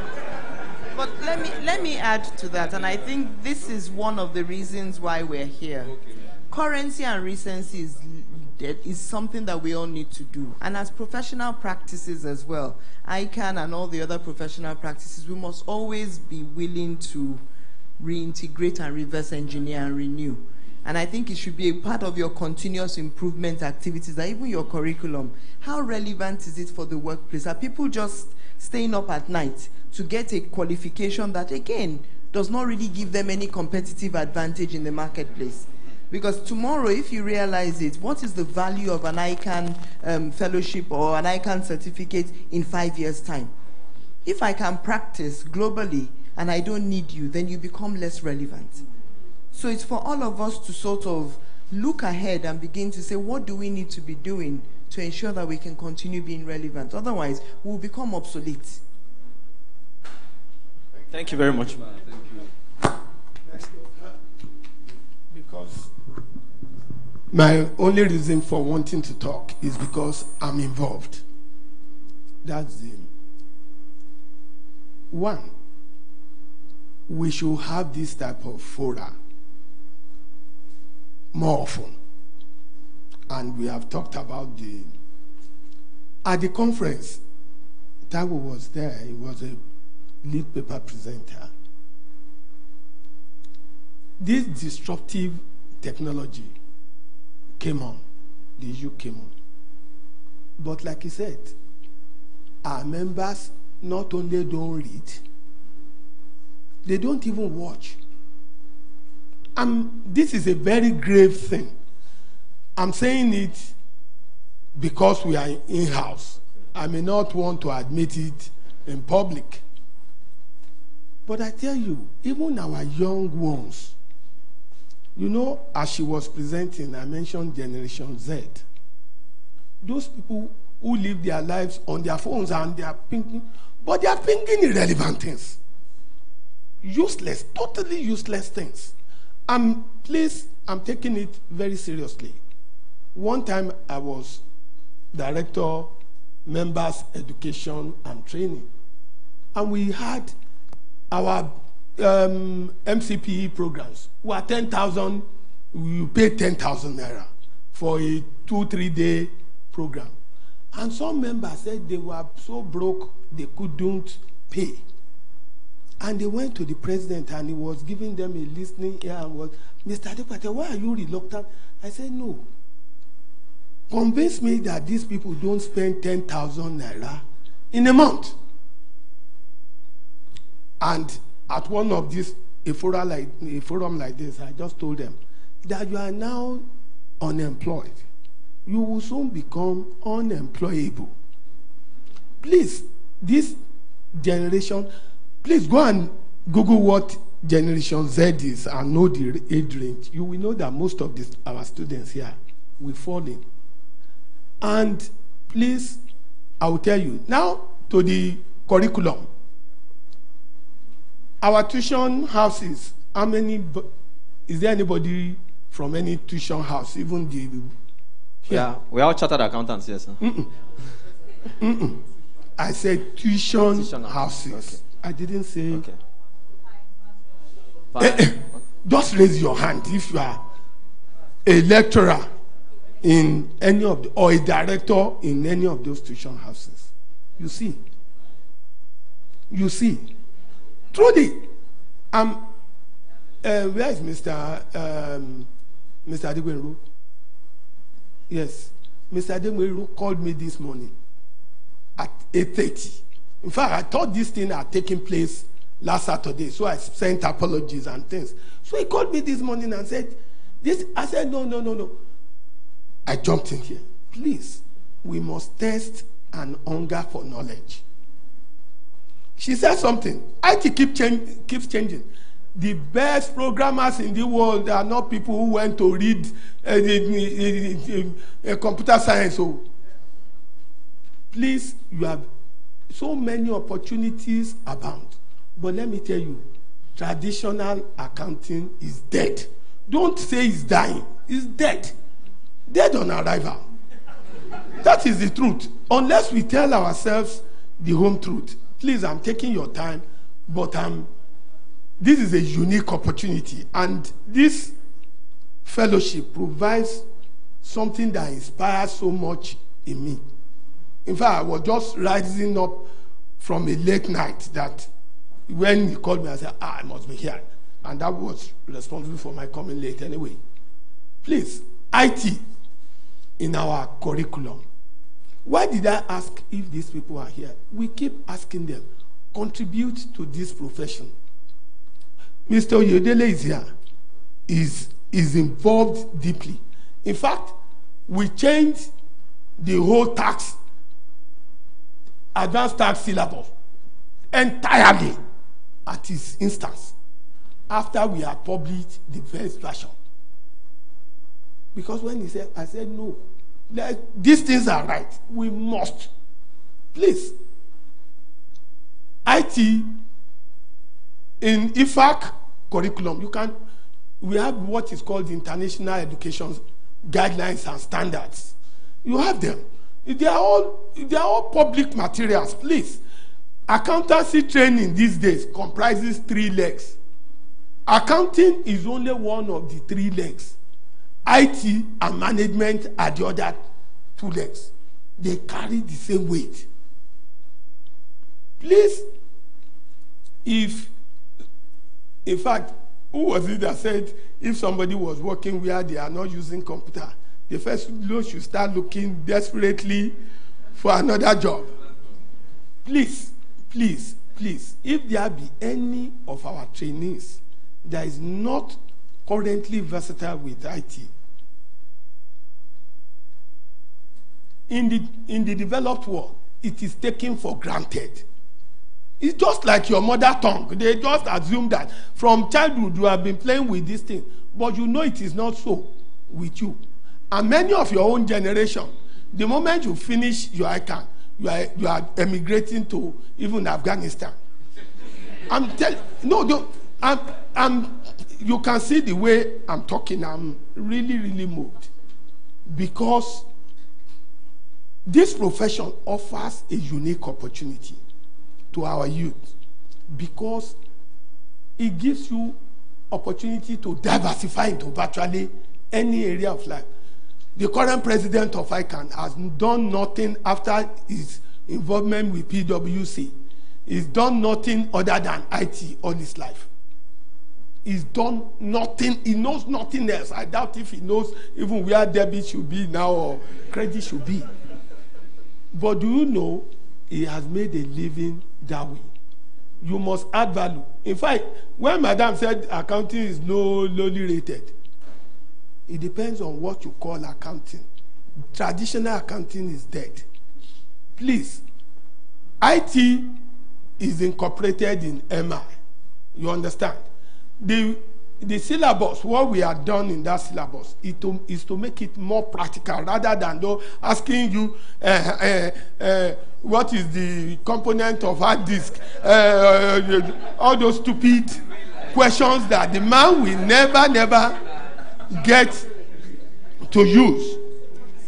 You will notice from the last syllabus, not the current syllabus, the extant syllabus, that we had moved from being an academic qualification or examination to a more practical one. What we are testing, the exams, if you look at it, they are far easier than what we faced in those days. Far easier, but they are better because they are testing the skills that the candidate is likely to have in the workplace. So we have removed most of those rubbish things that you will never get to use. That's why you will find QTB has left the syllabus. Not because quantitative techniques are no longer required, though. We have carried the contents of those things and put in subjects like management, business management, and what is finance. Please, let us. I'm sure those tuition houses, they have copies of the syllabus now, I'm sure. The 2019 syllabus. We keep reviewing it. And thank God we know that knowledge changes more often than not. Before, we used to change our syllabus every 5 years. But now, Council has approved a standing committee that every year the syllabus will be updated. Every year the syllabus will be updated. So, it is, please, even as at now, if you have contribution, this disruptive technology, AIs, robotics, they are all in the current syllabus. Because those are the things that will matter in the years to come. Those are the things driving today's economy. So thank you very much. Thank you very much, sir. Thank you very much. So just to recognize the last person that talked to us is Mr. Toyin Adekpate, former ICANN registrar, ONFCA. You're welcome, sir. Thank you very much, sir. All right, I know that this has been an intellectual, informative, educative session, and it's a paradigm shift for some of us to go back and think about what we need to do and take ourselves on that transformational journey. So without wasting much of our time, we'll come to the vote of thanks and the closing prayer, which will be taken by the president of the Professional Accountant Christian Ministry, in person of Pastor Shola Adibenro. You're welcome, sir. Wow. I don't know where to start from, but I will manage because it's like this meeting should not end. It should not come to an end. But, it's so standard that whatever has a beginning must surely have an end. So we just have to make do with the time. Wow. I wouldn't. This is, there is a general saying that says that, the currency of knowledge that you have is what validates your relevance. I think we can pick that today. I want to believe that all of you can share that view with me. So if you want to be relevant in the future to come, what you need to do is to keep updating yourself. And that is exactly what we have come to do today.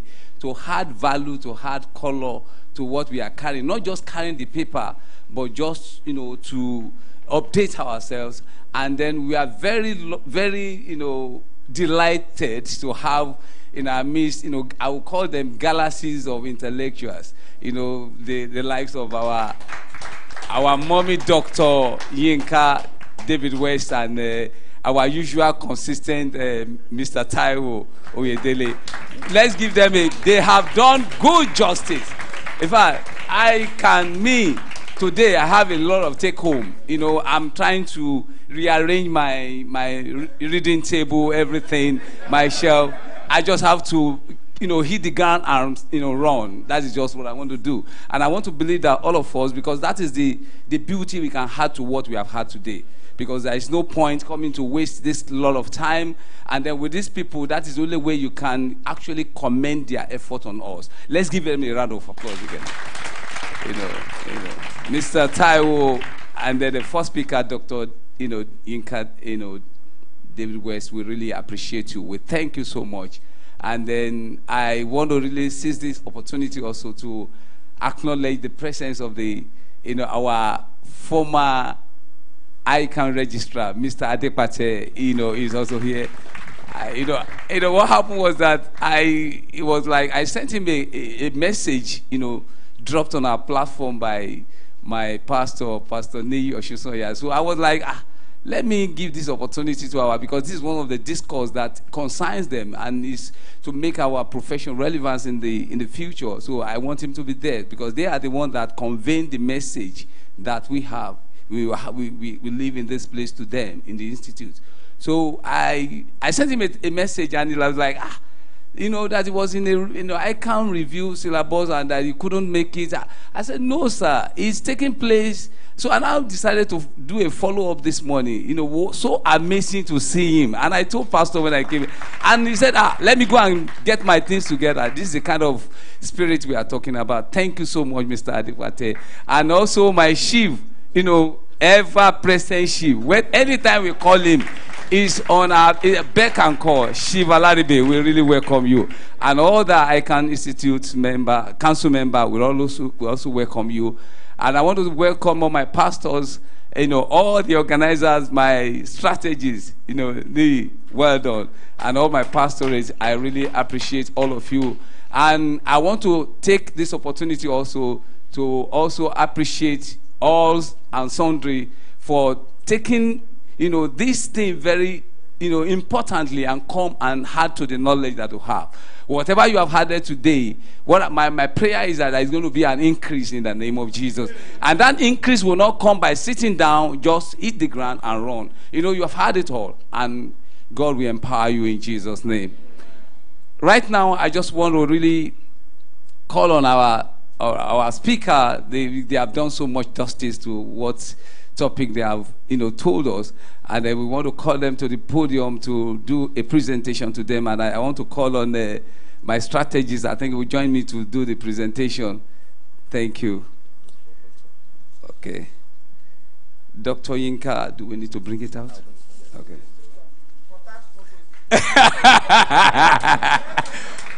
Don't mind them. So on behalf of PACM, I give you this award. So can we take pictures, Pastor? Come and have.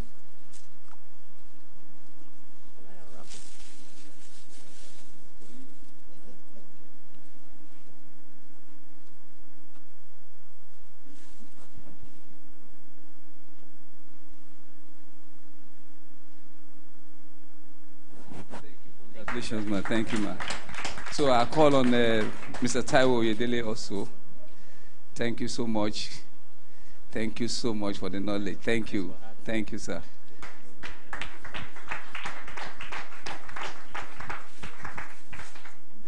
PACM, I present this to you, sir.